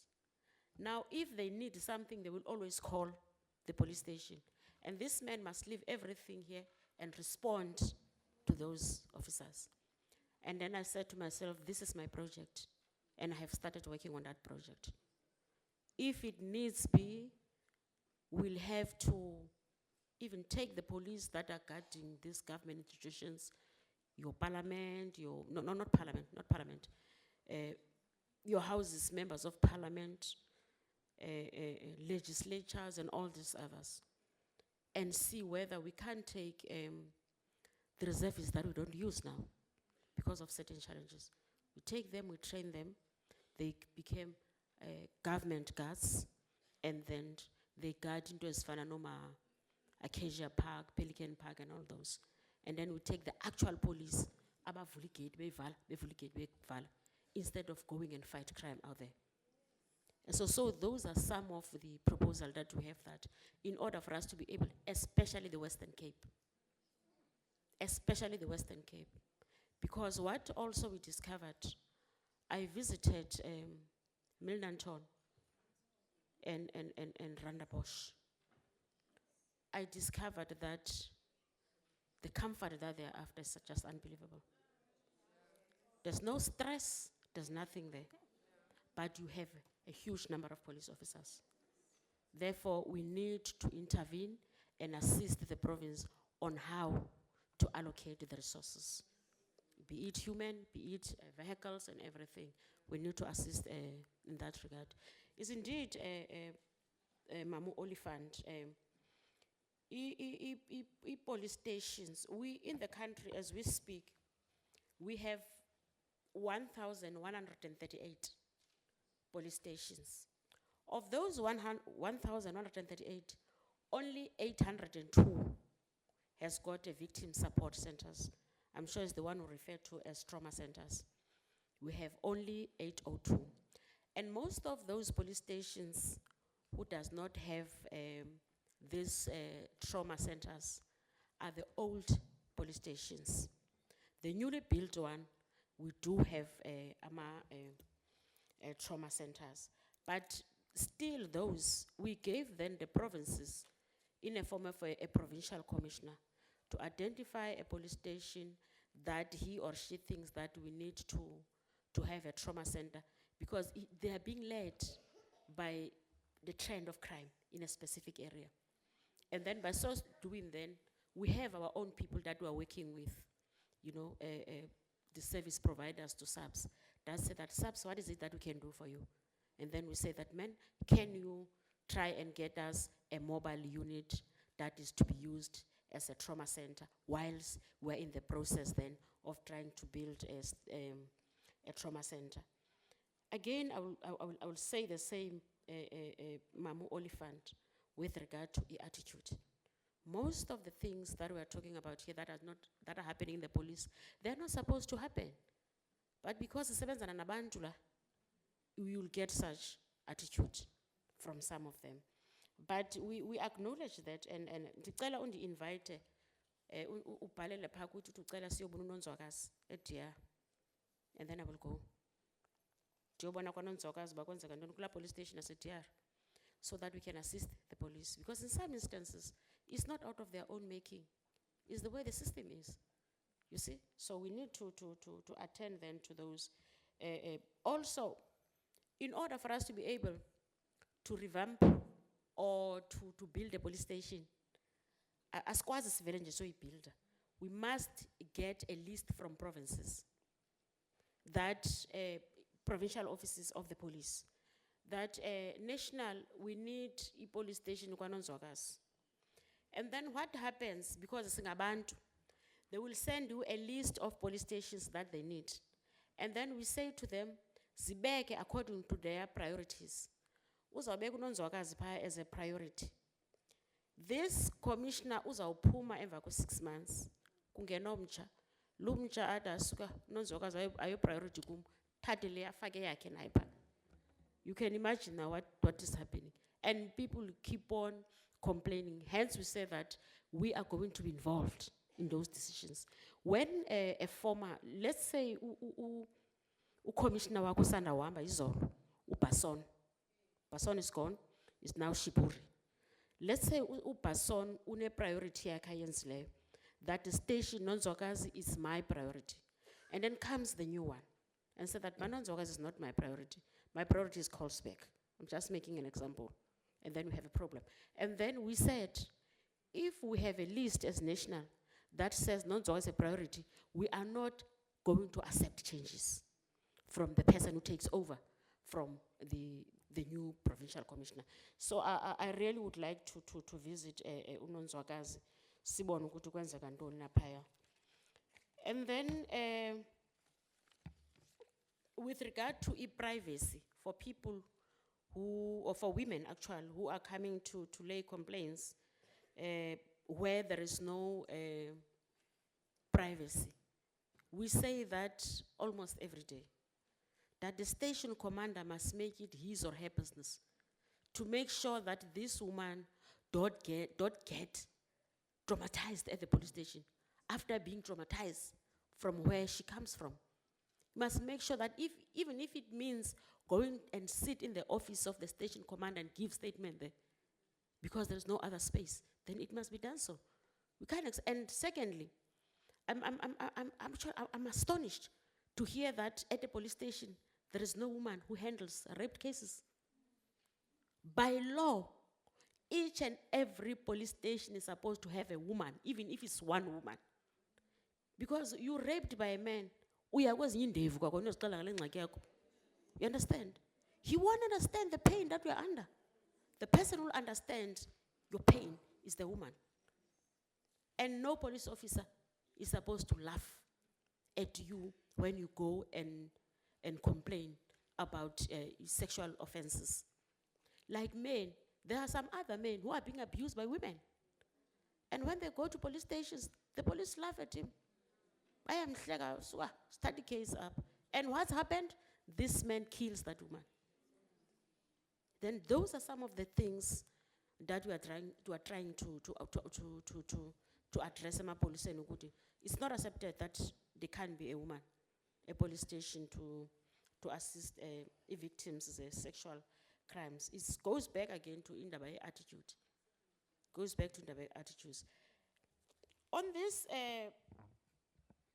I just want to give a picture ukuthi what is happening now for the past 3 years when we recruit for officers in trying and avoid what is happening, what is currently happening. When we advertise, when you recruit for police officers, you go to the police station of UK or you get into the internet. Ufumana application form, recruitment. You fill that form, you take it to your nearest police station. That police station, they took that form as it is by say a provincial office. Most police stations that are out, we have only one provincial office in each and every province. Masifika pa a provincial office, they see ukuthi bangapi abaqualifiyayo. Mhlawumbe omnye, let's say driving license is not an issue now, unless they're being silly. It's not an issue now. Okay, matric is a must, and beyond matric, and all those requirements, advert is phone, and then we see that they're there, and then they take them and then they forward them to national. Now you must remember that time maybe we need about 2,000 students, candidates, and we get 200,000. That's what is happening currently. Applicants, 200,000 applicants that we get. And we are looking only for 2,000. And then what do we do then? We look then at the qualifications, again at national now. And you see here's someone with matric, and on matric he has got a diploma in policing, a degree in this and this and this and this and that. And then we mix them, because you get others has got a matric, passed a matric in flying colors, but did not have funds to go further to the university. And then we take that and then we put them aside. And then when we decide on the number that we want, they are not going straight to the training college. We take them to the grooming camps. We have something that we have introduced, grooming camps. In the grooming camps then, it's where then sifunda ngawe. But what kind of person are you? Starting from your attitude, you know, and into the health and everything will come after, fitness will come after. But what is important, we want to find out what kind of a person you are. And then all that is being done at a grooming camp. When we finish and we're happy that we are the right child, we take you back to your community. We say to the community, nanku ke ngoku untomboxolo kuthi pase yonke lento, but sifuna ukuva kuni community uba ngumntana onjani uNonto Bhoxolo. And we are adults, we can differentiate apho i-neighbor inomona ngonoxolo. Siyakwazi ukuyibona naleyo. Niyazi mos sisi-politicians. Siyayibona ukuba lo mntana good, we supposed to take that. Then after we consulted oma CPF, sifune neleta evela ecaweni, siyazi singabo bonke masabahambe ecawa unless siyababopha. And then sifune other community-based organizations batsho ukuthi lo mntana umntana onjani na. I saw that practical happening, Mamu Oliphant, in your province. Then this Colesberg, that happened. And then after that, we take them then to the college. Aba failishayo, pagwi grooming camp. Sijonga reasons zokuba afailisha. Then if it's something that we can deal with, we deal with that. And then we take them to court. Then you will receive letters from parents and say that, umntana mabe grooming camp, umntana mulungile, umntana this and this and that. Unfortunately, if I nase school sijonga marks, you pass all of you, but you don't pass with the same percentage. There are those with very high percentage, and then sithathe ke apho, and then sithi abanye ke sizababona kwixesha elizayo. And then Chairperson, I just wanted to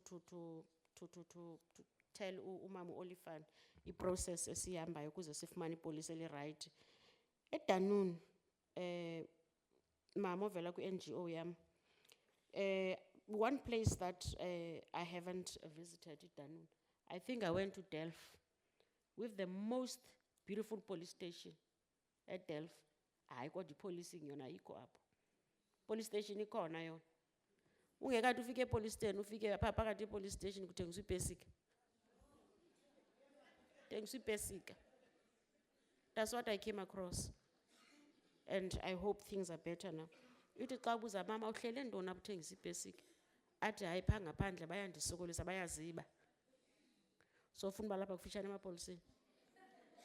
You see? So those are some of the challenges that we find ourselves under.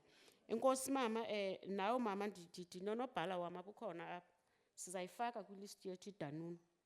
Sizawuya as soon as we finish with we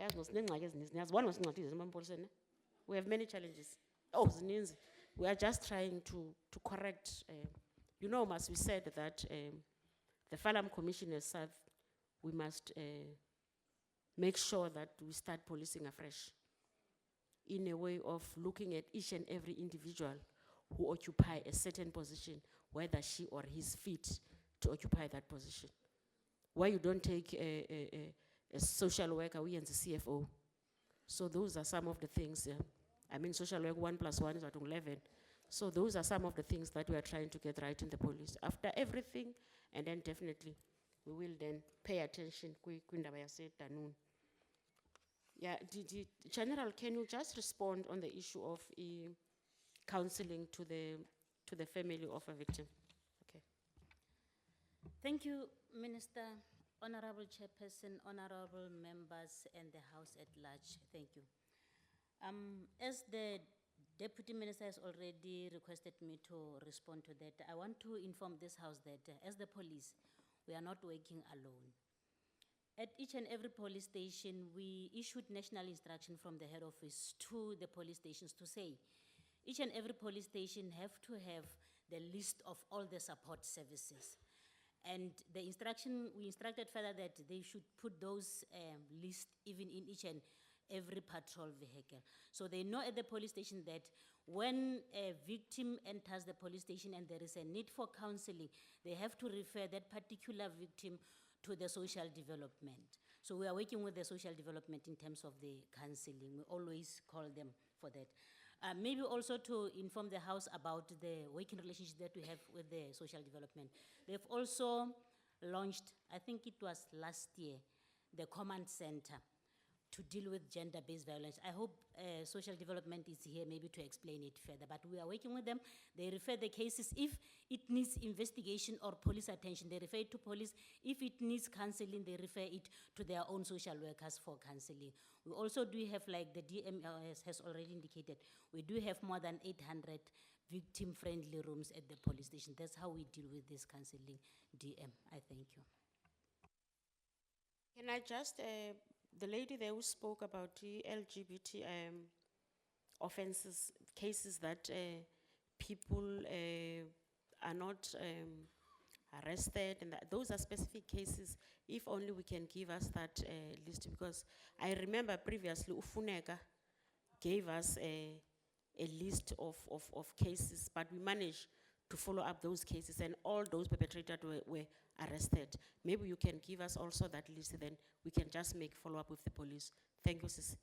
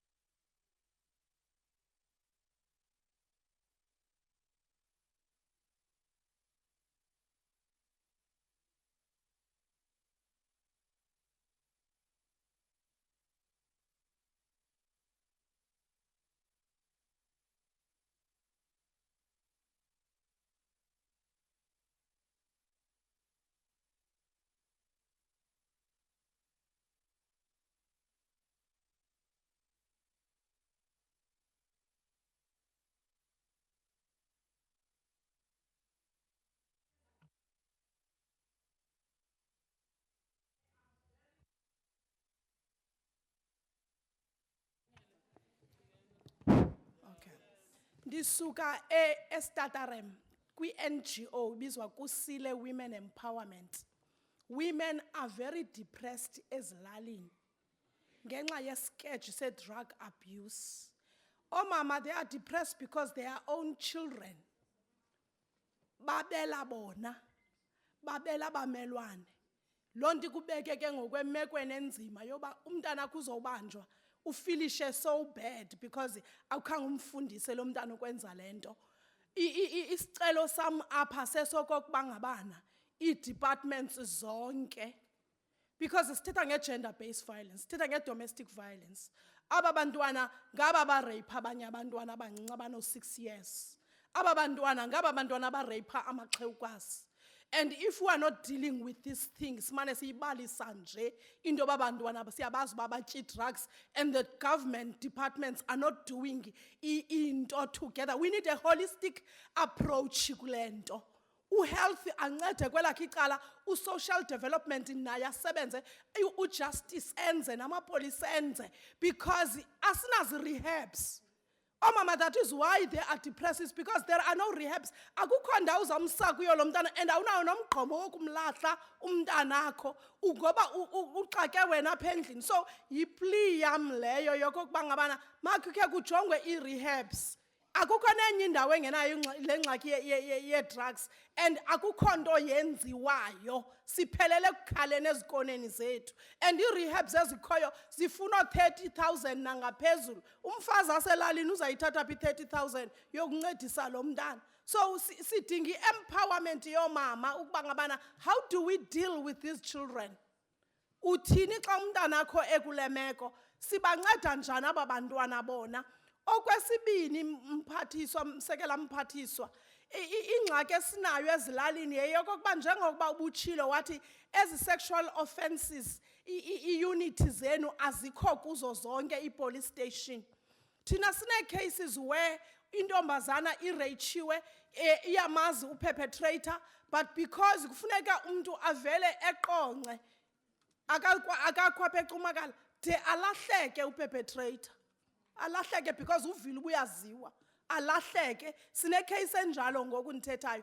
Ixhewukazi a 75-year-old woman coming from ilali ibikhe kwareyitshwa ixhewukazi laxhonywa emthini lawugqitywa ureyitshwa. Labulawa laxhonywa emthini. Another woman, 75-year-old woman, she is lost for the past month. Amapolisa, they're not taking it seriously. Kodwa, this is a village apho ixhewukazi belireyitshiwe laxhonywa emthini. So sine-challenge thina yamapolisa that are very negligent. Umntu asweleke kufanele into yoba ngabana kuthathwe i-statement. Athi amapolisa no, uJ88 akakho. abhubhe umuntu. So we have such challenges thina. Siyayicela amapolisa department yakwa SAPS manyani ikhe inyusi ikawusi zayo. Siyavuya khe sibone umsekelo womphathiswa sithethe naye ebhinqile siyazi ba lenhlungu uyayiva njengoba siyiva. Enkosi.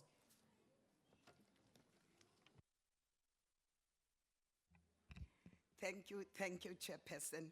My name is Joyce Voiswa Basson DM, not Basson, the police commissioner. Unfortunately, I'm also from Northern Cape, as you, Mam Oliphant, has just said. And I'm here as an MP, Basic Education Portfolio. My plea first will be on cases that are prolonged. Perpetrators that they sometimes make themselves or pretend as if they are mad after committing them. On Monday, I was picketing in my area in Uppington on a case that is so obviously this young man, 22-year-old, who has murdered a nurse, chopped him like a slageisin, then amnqunqe atore ngamathumbu akhe awaxhome ezifestireni naseminyango. It's so obviously, but this case is now is about a year. We are following this case, and this young man, you can see, is not mad, he's normal as he's standing there, but it is said he must first be sent to a mental institution to diagnose in what state of mind was he when he performed this. These processes are the processes that, and the nurse that has been killed has a poor family from Rietfontein, which is 300 kilometers from where court is, as the mother has just mentioned, that sometimes the people get tired because of distances and monies that they must pay to court for this for transport and so on. As I have said, I'm in a basic education portfolio. Now, we have a crisis in education, whereby children, young babies, primary children have tend to be animals, raping young children, other children in the classes. How do we do with such cases? They are in primary, grade ones, but they rape, gang rape one child in the class. At the end, this traumatized child should attend school with the perpetrators in the class as young as this. How can we assist such thing? We have this drug abuse especially in high schools. Last month there was dacha cakes that are being sold at schools, where children are buying these cakes that are made of dacha. At the end, you get that this child, this learner who is selling dacha cakes will not be arrested because why? He's still underage. Has to go school because they lost. You know, sometimes we need advice as Department of Education. How can we deal with such cases? I feel pity for Mamumpukane van Danun, because Mamumpukane, I was just watching it Danun. Nineskolo payane nenzenzele you container of about 100 learners, more than 100.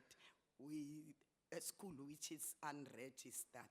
And being in Honorable such an member, area. can I request that we summarize? because, Thank you, thank you, thank you, thank you, Madam. So mine is, thank you, Chairperson. Let me cut short. Honorable Mamutand.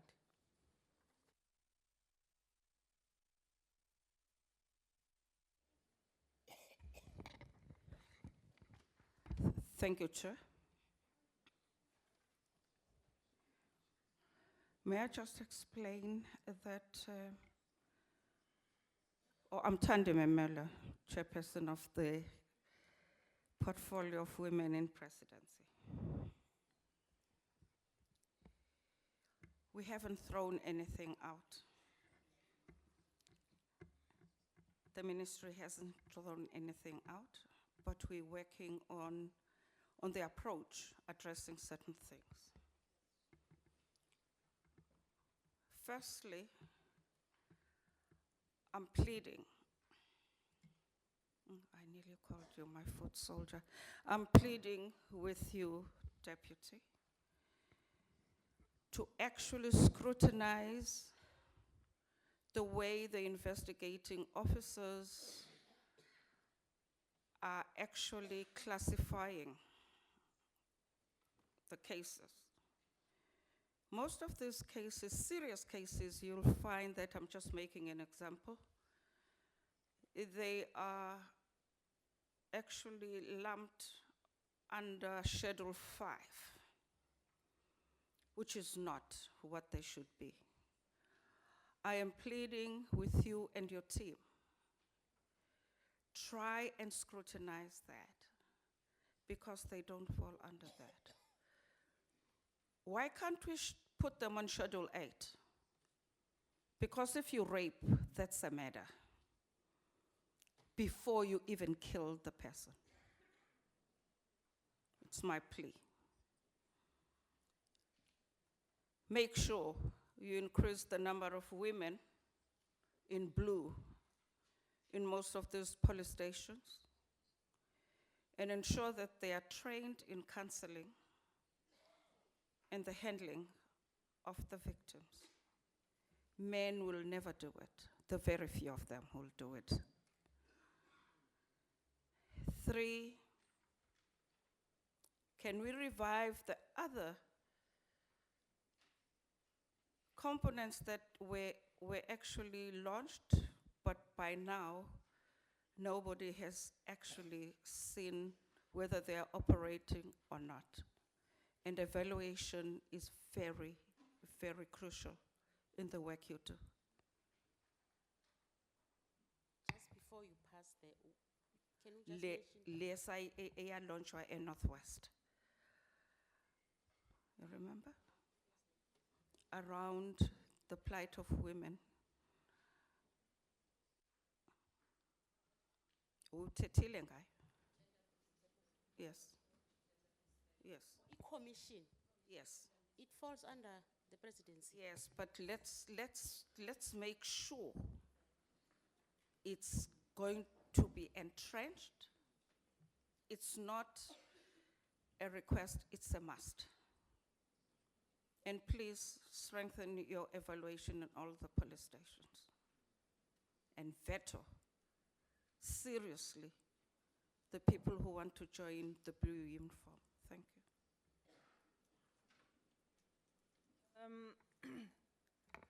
I'm sorry that I'm not going to take any other questions. I'm going to allow the DM to respond. But before that, Mama Nomvuso has lost the phone. Samsung A white. Anyone who has by accident taken it, can you bring it to the table? We'll appreciate that. Please,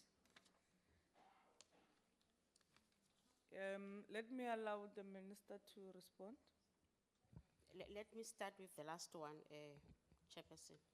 I agree with you, Chairperson Memela. Let us revive all these structures that we established last time so that we can start working. Sithi xa sidibana ngale ndlela sidibene ngayo besiphana ngama-report. Kuthi this is what is happening.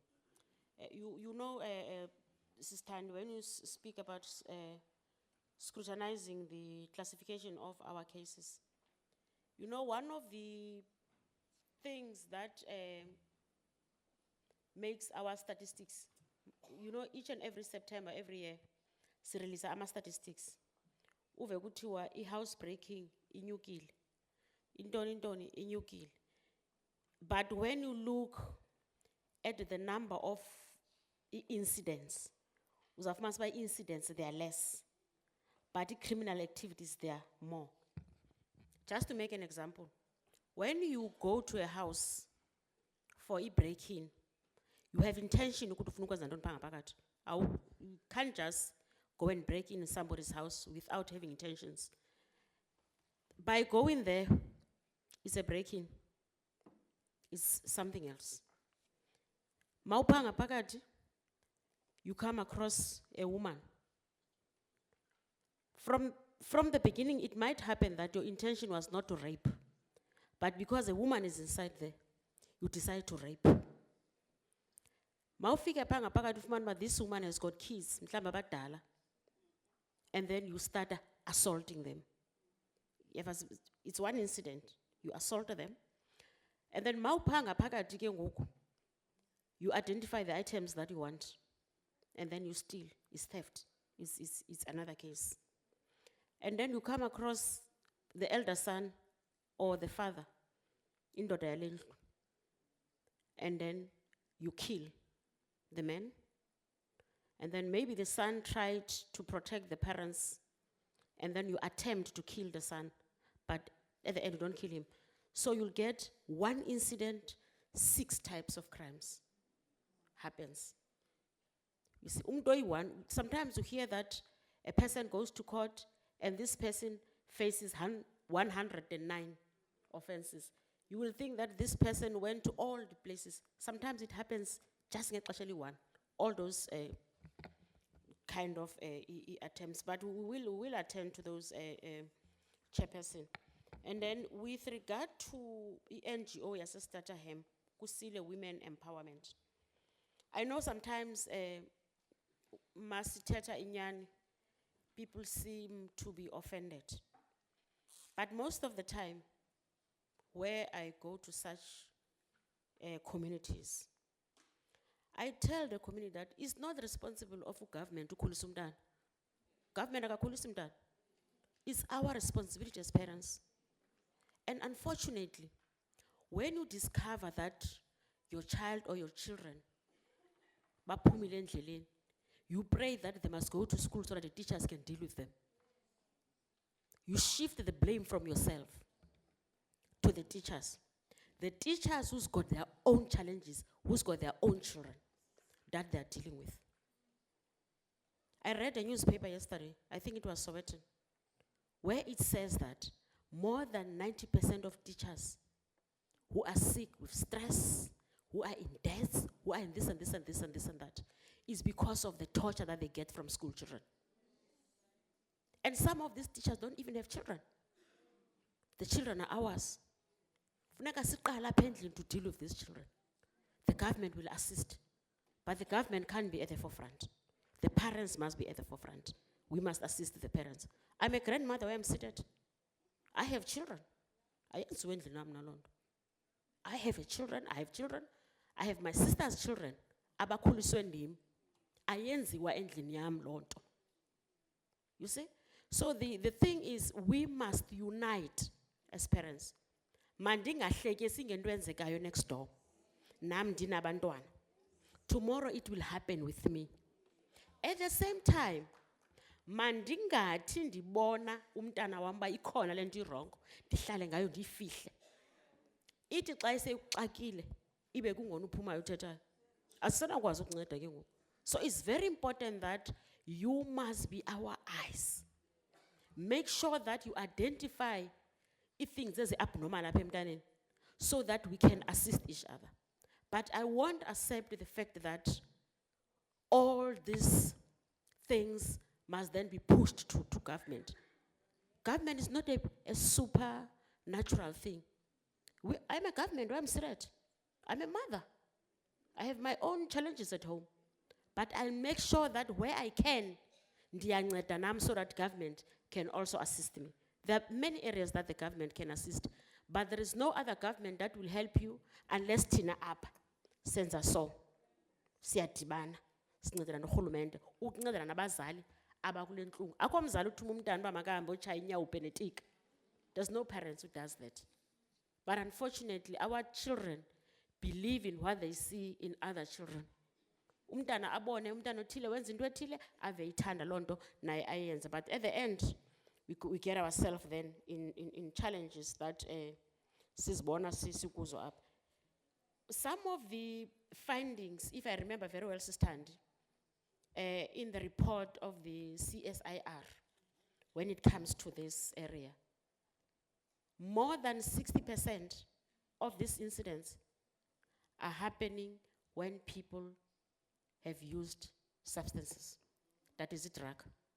In the Western Cape, itik, yazwana umntana ongaka. In the Western Cape, itik, yes. And then there is hunger, there is nyaupe, all these kind of things. But if we don't talk as parents, government can't carry that, you know? And then the challenge is with 2 departments, actually 3 departments, that has got a problem if we don't assist them. The police, social development, and Department of Basic Education. And the Department of Health. Because my gula lomtana, imemeka health. Asizwe news mali amaxhawazana. Ngoba kaloku xa funeka sinyuse imali amaxhawazana, funeka sithathe imali sise rehab. So nceda abantwana. So let us play our part as parents and make sure that we assist the government. So that if government does not helping us, and then we will be bold and say that, but we are playing our part if the government is not assisting us. I think we have a very good government. Othi naxa seyikhona lo mntana ozoba sisigebenga, sibe simnika negrant esemncinci. Azokhula azoba sisigebenga. Let us start at that level when we give them a grant. Sibakhulise kakuhle abantwana abo. Ukwenzela uba singazifumani sikule meko kuyo ngoku. The sector that some of us are deployed in is a very complex one. It's difficult. Therefore, we will never win this kind of crime unless we are working hand in hand as women. Let us come up with those campaigns that I proposed. That we used to have the government, we can travel all over these provinces and come up with a campaign that will assist us. Even these perpetrators of crime, they are our children. There's one woman, I think 3 weeks ago, when one of the police officers was killed in one province, that came forward and said that, he's behaving ngendlela engaqhelekanga, just to find out that he's one of the people who killed a police officer. The mother identified that. That's the kind of mothers that we want to make sure that we fight crime effectively. Chairperson, thank you very much. I promise that from our side as government, we will really work hand in hand with other sister departments and make sure that somebody spoke about the police national competency versus provincial. I think it's Kumamo Oliphant. I'm sorry I missed that one. Indeed, police, they are a national competency. But operational, they are responsible for provinces. Ama province must make sure ukuthi ama police ayenza umsebenzi. For instance, I'll make an example. If the Western Cape says we need 100 police officers and we need 100 cars, we'll give them 100 police officers if we have. And we'll give them 100 cars, because 100 cars we can't say if we have because we must buy them. But unfortunately, we are not responsible for allocating them. Sidaninika pa province nazi imoto. Ayokuba igolf uyayithatha uyise eGrabho Utati 4x4 with the Central Cape Town. We are not part of that. Grabo yazibona indlela segrabo sinjani. Igrabo it's an area yama farmers, you see. Central Cape Town siyakwezi ndawo lapha kufutshane apha kwi-city of Cape Town. Why do we have to have a 4x4? Xa funeka i-4x4 siyithathe sise eGrabo, sise eRobertson, sise eSirius, sise eWorcester. Kaloku ndikhulele kule ndawo ndiyazazi ezi ndawo. You see, sise kwezo ndawo ezo. So those are some of the challenges that we come across. But because this is not for the first time that we get that question, we have decided that if they order cars, they must tell us ukuthi these cars sizozisa eGrabo or eBeaufort West or Prince Albert, all those places, then we know what kind of cars then they need to have at those places. Same applies to the police. We can't give you 100 student police officers and then you take 50 uba senyanga. You can't do that. You must take these new ones ubaxube kwezi ndawo zingena crime ephezulu, and then take the experienced police officers, send them to Nyanga and Kailija. Apo says, but crime is just getting out of hand. Thank you very much, women. I love you, girls.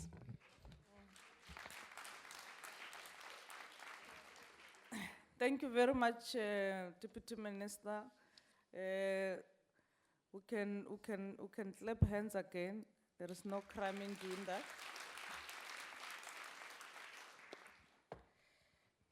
I know that I have suppressed a lot of questions from women because of time, and I want to apologize for that. That, you know, women's issues usually they are put on the side levels where you don't have more time to deal with them. So as women, we just have to use the little time to do maximum things such that we change the life of women on the ground. So I'm going to request that those that have burning questions, you write the questions. There is chairperson of women here. They will reach the deputy minister, they will respond. So you'll get the response from the department. The chairperson is Mutandi Mamela. Write it down and give it to Mutandi. We are going to break away now. One, as we go out now, will be ushered by our usherers who are going to have a group photo. We are going to the commissions. Commission 1.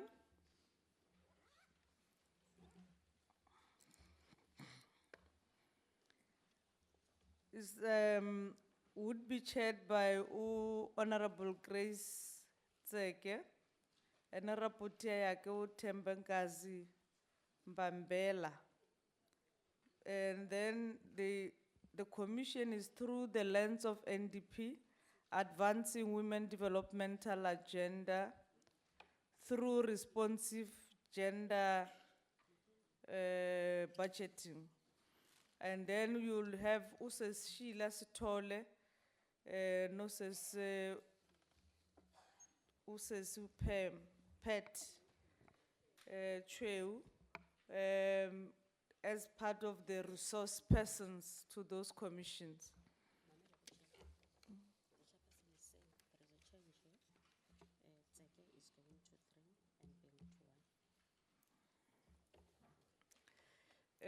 I got an order from the chair. There is a change of Commission 1 will be chaired by not Beng, Ugina. Ugina, where's Ugina? I was told that it's Honorable Kina. The officials have worked with the Honorable Bengu. Yeah, she's here. I was told that there was an agreement, Chair. Yes, the second, I think Grace Teke, the only thing that we'll do is to change the chair. Grace Teke will be chairing the Gender-Based Violence and Budget, Commission 3. and then report yakhe uJoy Watson. And then Commission 2, effectiveness of parliamentary tool in advancing women's rights. Uchair kona Mam Robinson. And then Abraham rapporteur. And then you'll have the resource persons to those Deputy Minister who's visited our Commission on Gender-Based Violence. As I know that he has got a busy schedule. Uma Mutandi Mamela, unayoza uyakup that commission again, and then Mam Story, says Tom will go to Commission 2. No, I'm deploying, I'm not asking Kutuya Gupi. Yes.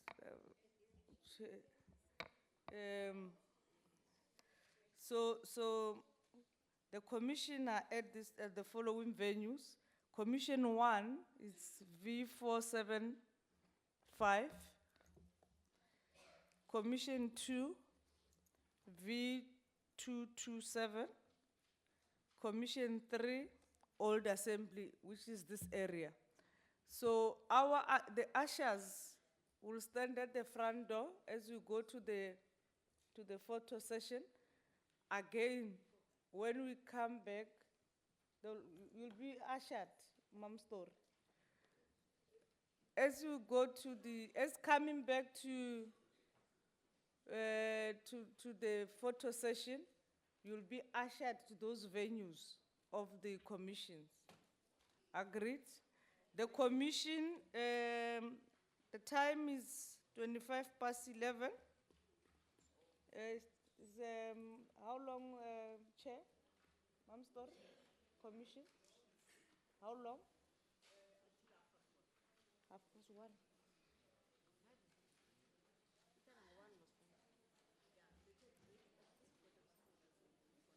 Quarter past 1. Yeah, commission until 1:15.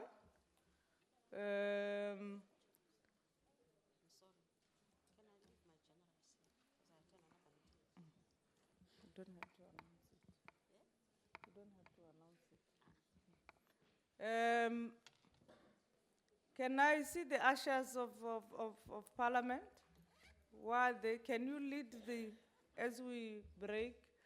And the chair and the chair, can you lead us to the photo session? Chair Mamela and Chair Murutwa and the Deputy Secretary.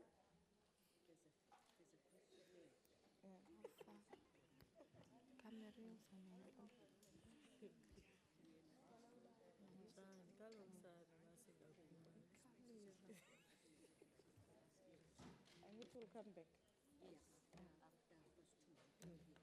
Oh.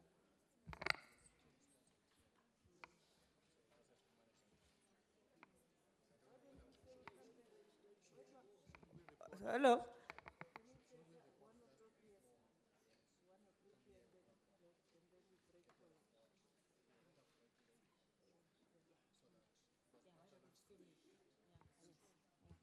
So we are breaking for commissions after the photo session. We go into the commission, come back here at 1:00.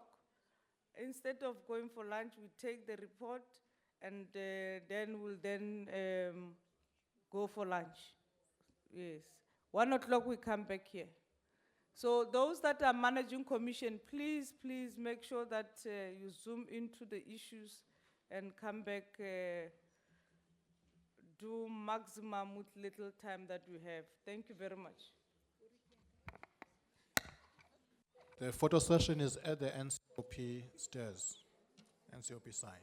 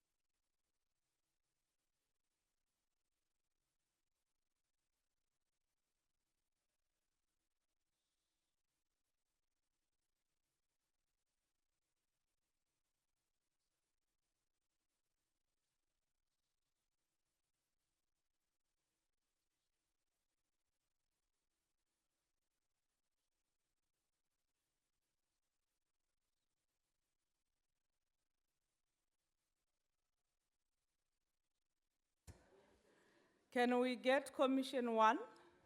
Are they ready? Or any commission that is ready, can it report back?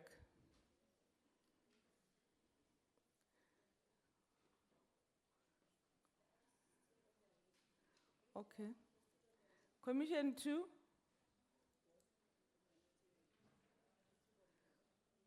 They are not here yet. Commission 3, are you ready? Okay, can we have Commission 3? Commission 3?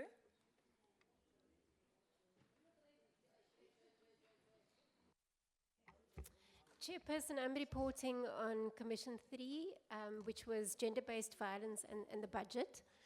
And a number of issues arose in the Commission. The first was around the oversight over government departments. The points there were that oversight over all the different departments is important. We're talking about SAPS, justice, health, social development here.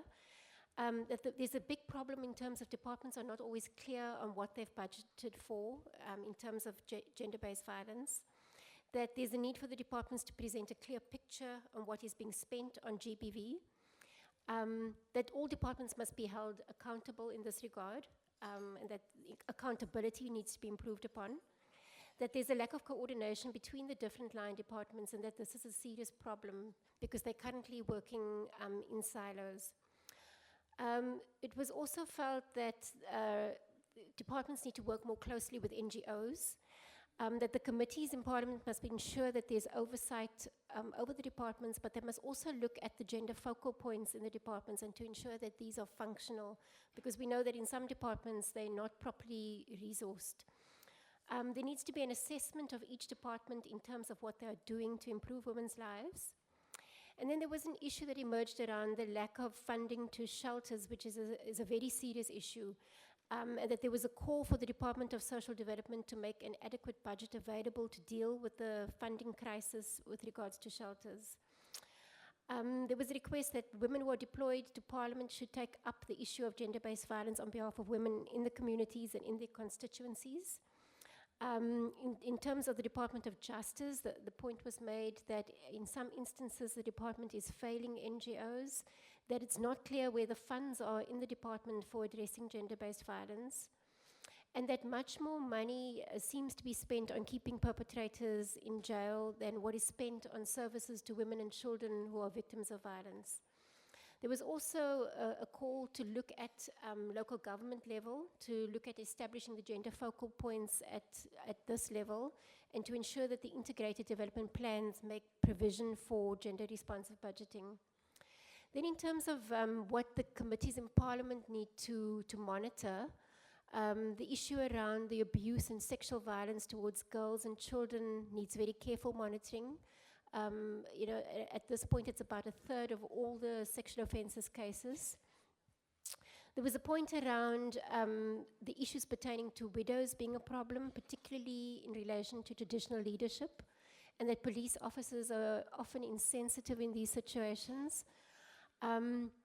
A call for committees in Parliament to monitor the implementation of legislation and policies on gender-based violence, and that there's a need for more resources in the budget for outreach programs to the rural areas. So the rural areas emerged as a particular point of concern, that there's a need to focus on women's rights in the rural areas and to provide support to the NGOs who are working here. Also, there's a need to look at establishing crisis centers in rural areas because service provision is very poorly resourced in these areas. There's a need to understand and highlight what is being spent by the NGOs on addressing violence against women, that in many cases NGOs are complementing the work of government in addressing gender-based violence, but they are underfunded. Counseling services to victims of gender-based violence are mostly provided by the NGOs, and that they need support for this. There was the issue that the NGOs spend their resources on public awareness campaigns and they assist with shelters that are not funded, but that in particular what is an area for concern is that the services for children in shelters is not funded by government. So within this context, it's very hard for people in communities to escape violence. Perpetrators often get away free, And it sends the wrong message to communities that nothing will happen when you perpetrate gender-based violence. Also, there was made of the fact that some money has been allocated to gender-based violence through the expanded public works program, and that there's a need to monitor the monies that are spent through this. Then in terms of prevention, one of the problems with our approach to gender-based violence is that we focus sometimes only on services, and we don't often think about how to put resources into prevention. This must be addressed, and we must capacitate and build prevention work into the budgets. One area here is that community policing and visible policing must also take up the issue of prevention. In terms of the courts, there was a point made that when older persons are raped, most of the perpetrators get off free, because often the cases drag out, and when they drag out, many older persons forget about the detail of the case, and as a result, the perpetrators walk off free. And so there's a need for special courts that expedite these cases. And on that note, there's also a need to just monitor the sexual offences courts and to make sure that they are fully functional. There was an issue around domestic violence being viewed as a petty crime, and monitoring how the courts take up the issue of domestic violence. Then in terms of gender budgeting and the role of Parliament, through the discussion in the Commission, it became very clear that we don't have gender responsive budgeting systems in place. The Multi-Party Women's Caucus is the forum in Parliament for taking up the issues from women members in Parliament.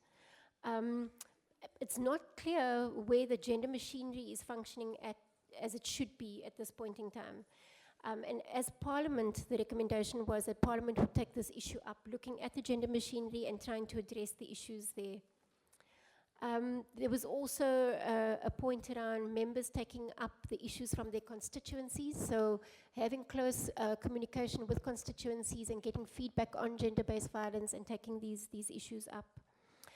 There needs to be training and empowerment for members and MPLs so that they can adequately take up the issues. We need to have a checklist for gender budgeting to ensure the monitoring of how money is being spent.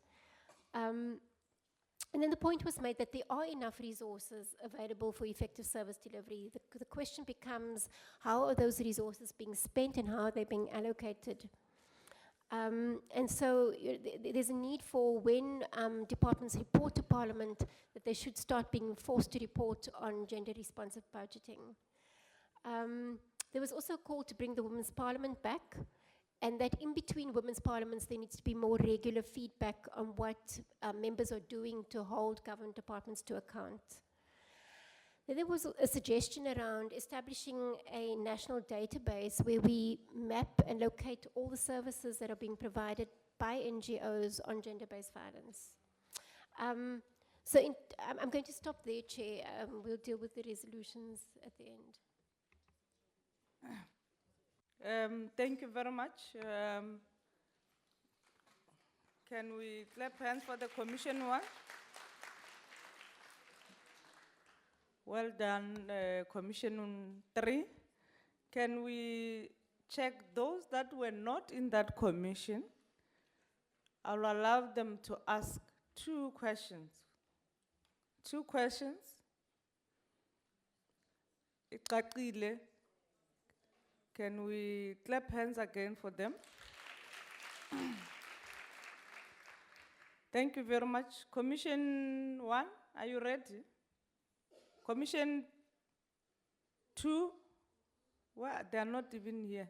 I can't see Honorable Robinson. Can you check them?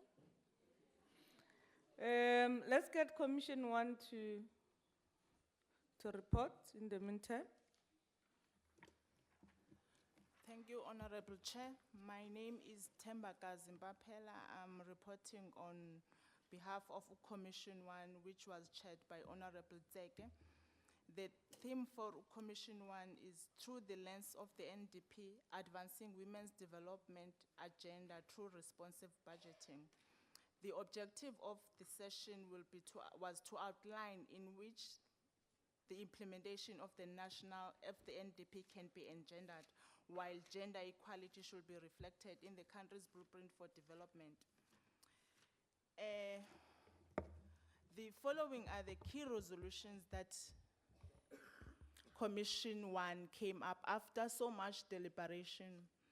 Commission 1 said there needs to be structures that are tasked with gender mainstreaming in all legislatures, in national, in provincial parliaments, as well as state agencies, and to ensure that these structures are adequately resourced, not just in terms of adequate resources and budget, but also to be capacitated to implement gender mainstreaming.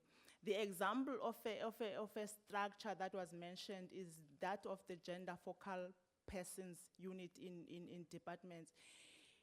That there needs to be a standardization, that these GFPs needs to be placed in senior levels to be able to negotiate and to influence the budgeting processes. The other example of a structure is that there needs to be a standardization in the placements of unity within the offices of the status of women in all provinces. Another resolution that came about is that all departments must begin to articulate gender equity outcomes throughout their planning and budgeting process, in that there must be strategic plans, there must be performance plans, there must be quarterly and annual reporting.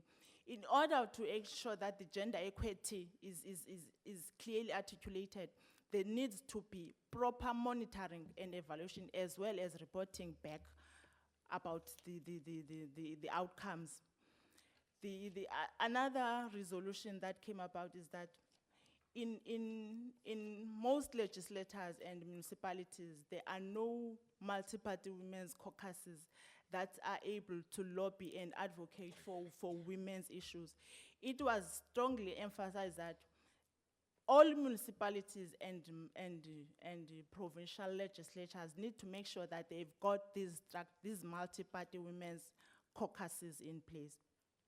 It was also agreed that there needs to be more consistent engagement and inclusion of women in designing and implementing and monitoring the programs that benefit women. This is to make sure that women take ownership of the programs being implemented, because if they participate from the identification to the implementation, then they will be able to take ownership of the programs implemented that benefit women. Another resolution is that efforts towards gender equality must be dealt with in a comprehensive and sustainable manner, involving all relevant stakeholders with clear strategies that aligns gender equality with quality goals with global, continental, and regional protocols, and has specific resources. This speaks to the idea that each department does its own planning in isolation, and there is no collaboration and partnership, and as a result, there's a tendency to duplicate programs. So in order to ensure that there needs to be a comprehensive and sustainable program involving all relevant stakeholders. This will assist with its synchronization of programs. Where there was an issue about the funding of women's programs, and it was agreed where there are development funds established, there must be funding set aside, specifically for women. There must be funds that are biased towards women's program, and e.g. the BRICS Bank and various departments that have funds specifically for women. And it was said it is vitally important that women are empowered and know about these available resources. Yo, my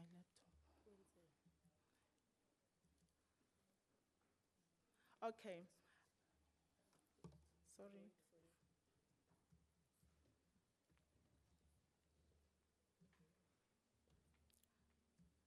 Another resolution that comes to mind while I'm trying to open my laptop is that there is a need to develop a gender-responsive budget framework. This will assist the members of the parliament on strengthening their oversight and accountability, because if there is a standardized framework, when the committees are doing oversight, they will know what to look for to ensure that the budget before them is gender responsive. Let me open this.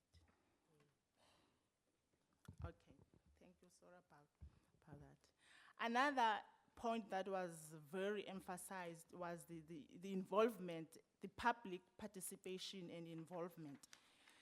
Okay, I've spoken to that. Another issue was that the Ministry for Women needs to have adequate budget allocation to ensure that all these women empowerment programs are implemented.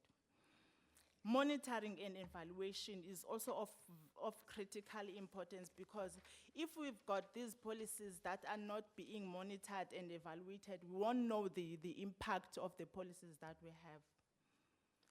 Another issue that came into fore is the issue of procurement policies that favor women, that there needs to be a certain mandatory percentage that departments need to ensure that this certain percentage is set aside for empowerment of women. Another issue of importance is that even members of parliament and legislature need to be empowered about the fiscal policies, the budgeting process, to ensure that they are able to hold the departments accountable. Lastly, there was an emphasis on the matter of regional and international participation, which is critical, ensuring that as the country, we are able to learn best practices from our neighborhood countries and to share with them towards women empowerment programs. Okay. A very important issue came forth during the deliberations of Commission 1, that there is a need to ensure that these resolutions are being implemented, because they do not want a situation where they will sit around the round table and come up with the resolution and there is no follow-up thereafter. The next time they're coming, they want to see plans. Thank you very much, Chairperson.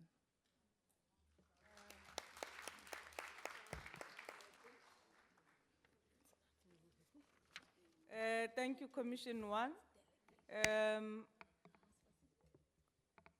Do we have anything to add on the commission?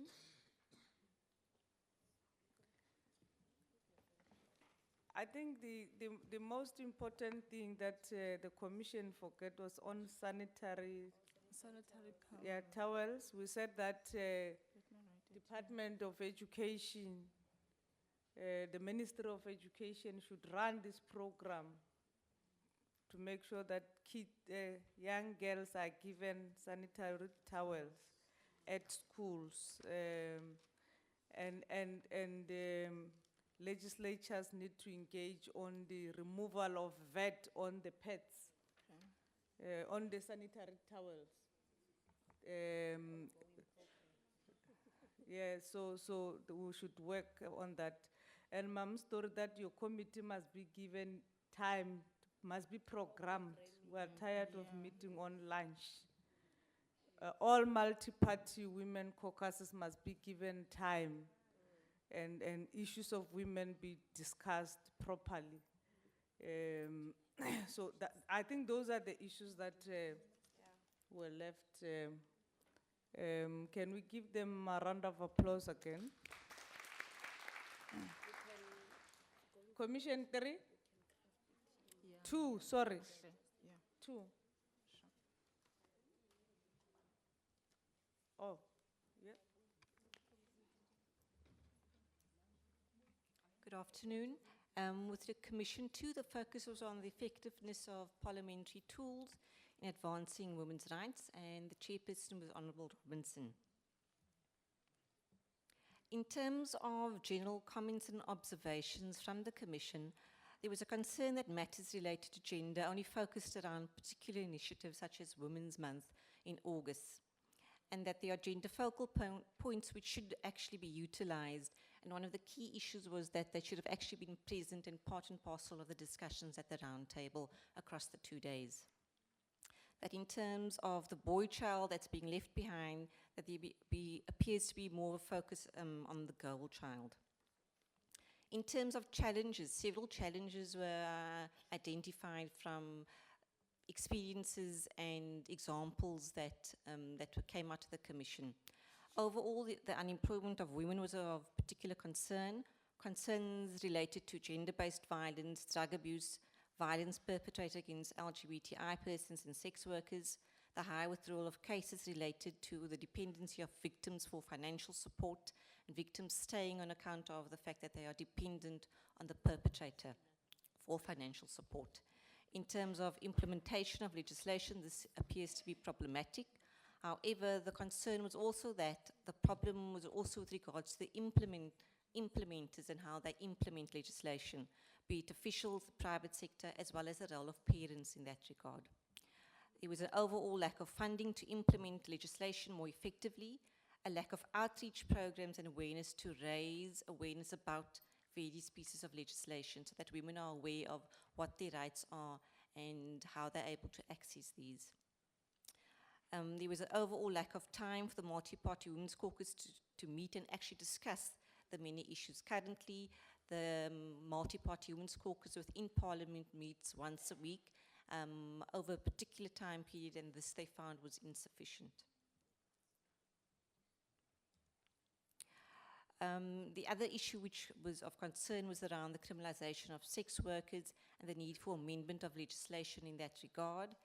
In terms of sexual harassment at home and within the workplace, there appeared to be very limited assistance for victims. That sexual harassment within the workplace is often not dealt with effectively.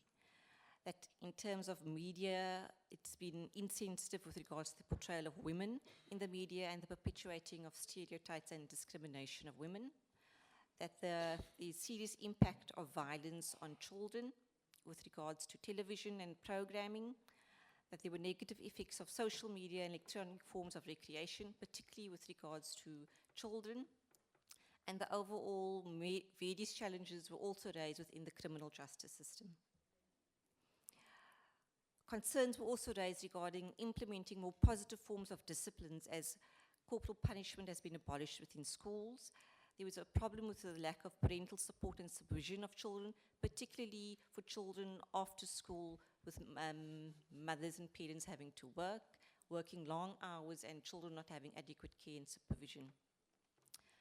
That there was a challenge with regards to the implementation of various pieces of legislation, for example, the Domestic Violence Act, Sexual Offences and Related Matters Act, as well as the extent to which this may be used or not used. A particular example was cited about the lack of a police station in Philippi, given the high rate of crime in that area, that there was an overall lack of follow-up of cases for victims often not kept abreast of progress. For example, if the perpetrator is out on bail, the victim is often not aware of this. And that there was an overall need to look at the breaking of silence regarding gender-based violence. In terms of opportunities, several opportunities were identified to look at how things can be done differently or what is currently in place. So in terms of employment of women of all ages, particularly elderly women, and this was also noted in discussions which had emerged earlier today and yesterday. That then we need to consider pro bono projects for law, that in terms of gender focal points, as mentioned before, that they should actually be part and parcel of discussions like this one at the Roundtable, that we should consider the importance of community health workers and the role they play, that there was a need for more social workers, that there was an overall need for women to be more equipped with skills and to ensure that they become more financially independent, that parents have a very important role to play with regards to child rearing, that we need to ensure equality between the boy and the girl child in terms of child rearing. Furthermore, there was a need for more time to talk and heal, given that there were many atrocities and the impact of the past of apartheid. In terms of victim support and perpetrator, that there should be more counseling to focus on not only the victim but the perpetrator, as well as including families in that regard. That the model regeneration should be brought back to communities, that the role of the individual in facilitating the process of healing, and that each person plays an important role in the healing process. Another opportunity identified was women in sport, and that this was an area that actually requires more attention, particularly around funding opportunities in that regard. In terms of recommendations, several recommendations that emerged throughout the Commission that there was one, a need for a national strategic plan on gender-based violence, and that this plan needed to be comprehensive. There was acknowledgement that the Department of Social Development has released a plan, but there was clearly discussion from the Commission that more than what is offered by DSD is currently required. There was definitely a need for funding for women's caucuses within legislatures. There was a need to focus on laws that address the needs of rights of sex workers, therefore consider decriminalization. There was a need to focus on the boy child as well, for more stringent measures to deal with perpetrators of sexual offences, and one of the measures that was noted was around castration. There was a need for more stringent monitoring of scholar and teacher attendance and the involvement of communities in that regard. And overall, there appeared to be a lack of rehabilitation centres, so there was a call for the establishment of more rehab centres. There was a need for an efficient court system to deal with the backlog of cases, for more funding for improved communication within the criminal justice system. That meant improving ICT and keeping victims abreast and up to date with regards to the progress of cases. There was a need for more efforts to focus on positive forms of discipline. There was a need for more psychosocial support and interventions, and therefore more skilled professionals in this regard, for example, psychologists, and looking at offering bursaries for scholars to actually do psychology. And that linked to this, that there needs to be more psychologists placed within courts, police stations, and within public healthcare facilities. That we propose the introduction of legislation on peace education, and that a dialogue is required around matters related to challenges within the criminal justice system. And there was a proposal for more stringent sentencing with regards to police killings, and to increase the budget with regards to community safety within provinces. In terms of resolutions, there were 3 key resolutions that emerged. The first related to the additional support in the basic education with regards to providing psychosocial support services, peace education, and a focus on the boy child as well. A need for a comprehensive national strategic plan on gender-based violence that is fully costed with clear implementation guidelines. And I will ask Ms. Robinson just to clarify around the last resolution that focused on strengthening legislation that addresses human rights violations such as that of sex workers. Okay.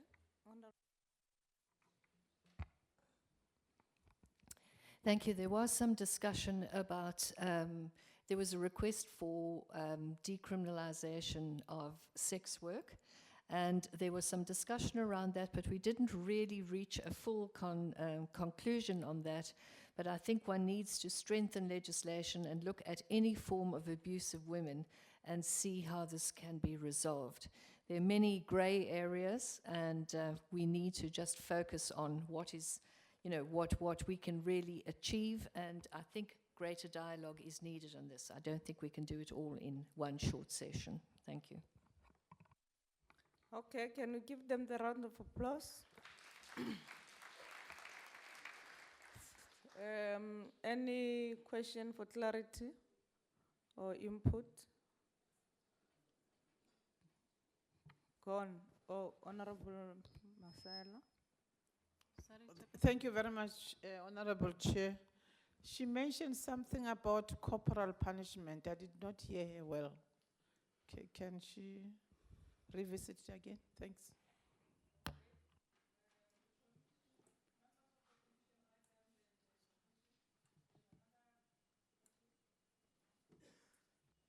Yes, ma.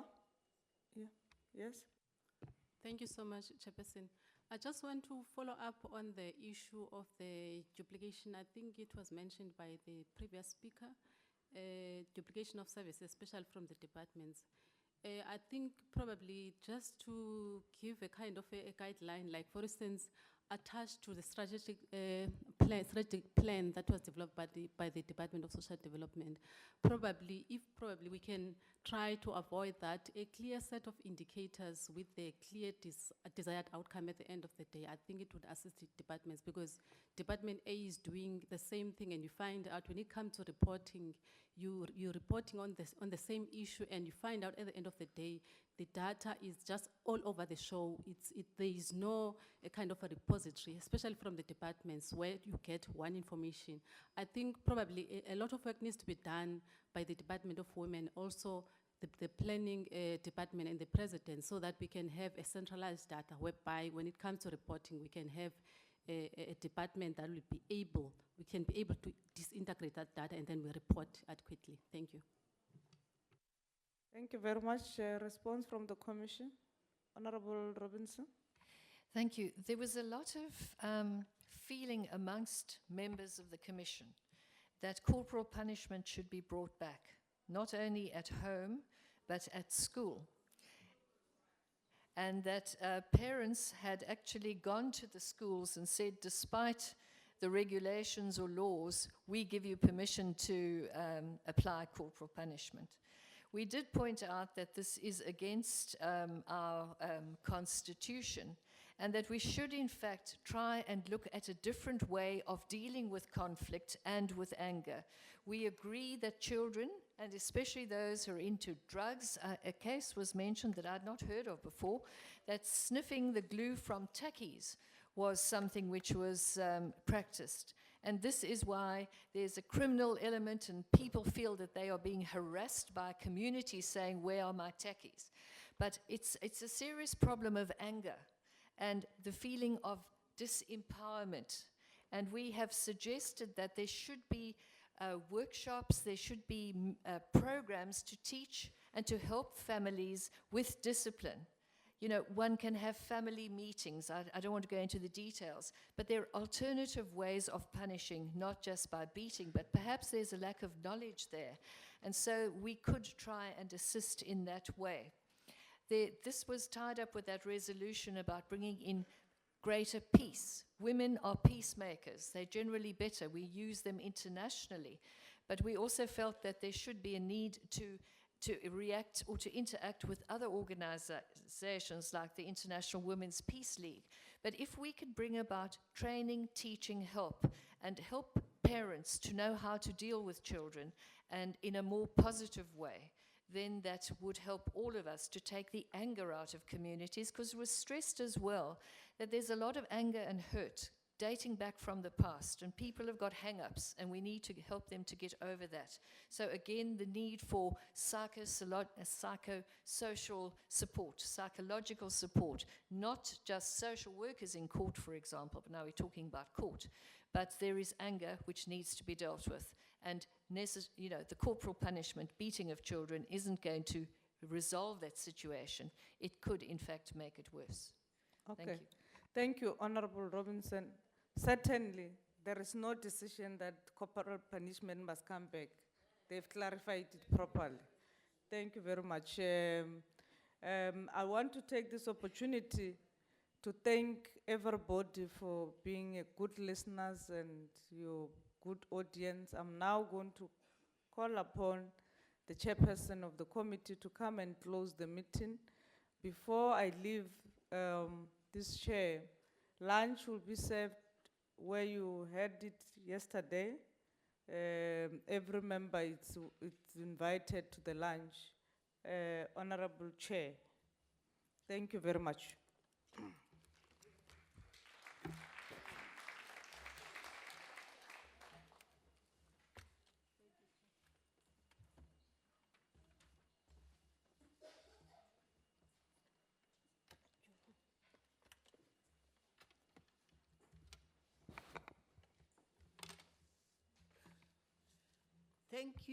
Thank you, Chairperson. Thank you, Honorable Sminya. You know, without wasting your time, I think really, partly Honorable Sminya has thanked everyone. We know people come from afar, And I know how difficult it was for them to come here. We appreciate that.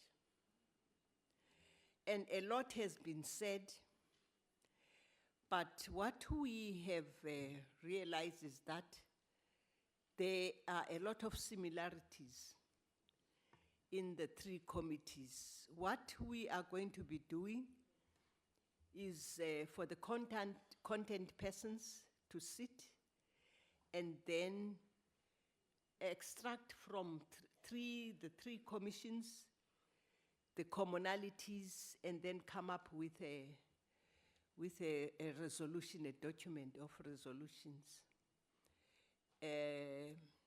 If we have a list of the emails, I suppose we do, then these will be sent to the delegates. We hope we are going to do an efficient work about this, because we will really like to work together. The other thing is that from here, with us as a multi-party, together with the Portfolio Committee on Women, we are really, really requesting provinces to establish multi-party women's caucuses from here. It makes it easier for us to communicate, disseminate information, and it makes it easier also for our oversight work when we have to go to and to identify also where areas are having problems. A lot has been said. We have taken everything into account. We are really going to be focusing on that. Is the work of Parliament. We are happy that we have had this dialogue here. It was fruitful and fruitful criticism, and we think we are going to do a lot of introspection as Parliament and do what you people would like us to do. The chairperson said we are going to have our lunch wherever she said. Now, this is the time for me to say I thank you very much. This table, this meeting is adjourned today.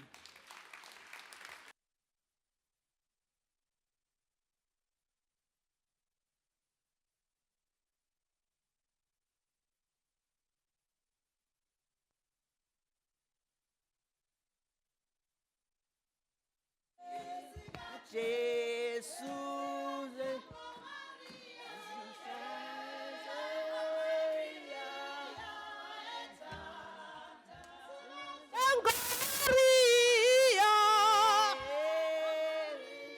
Tandaza.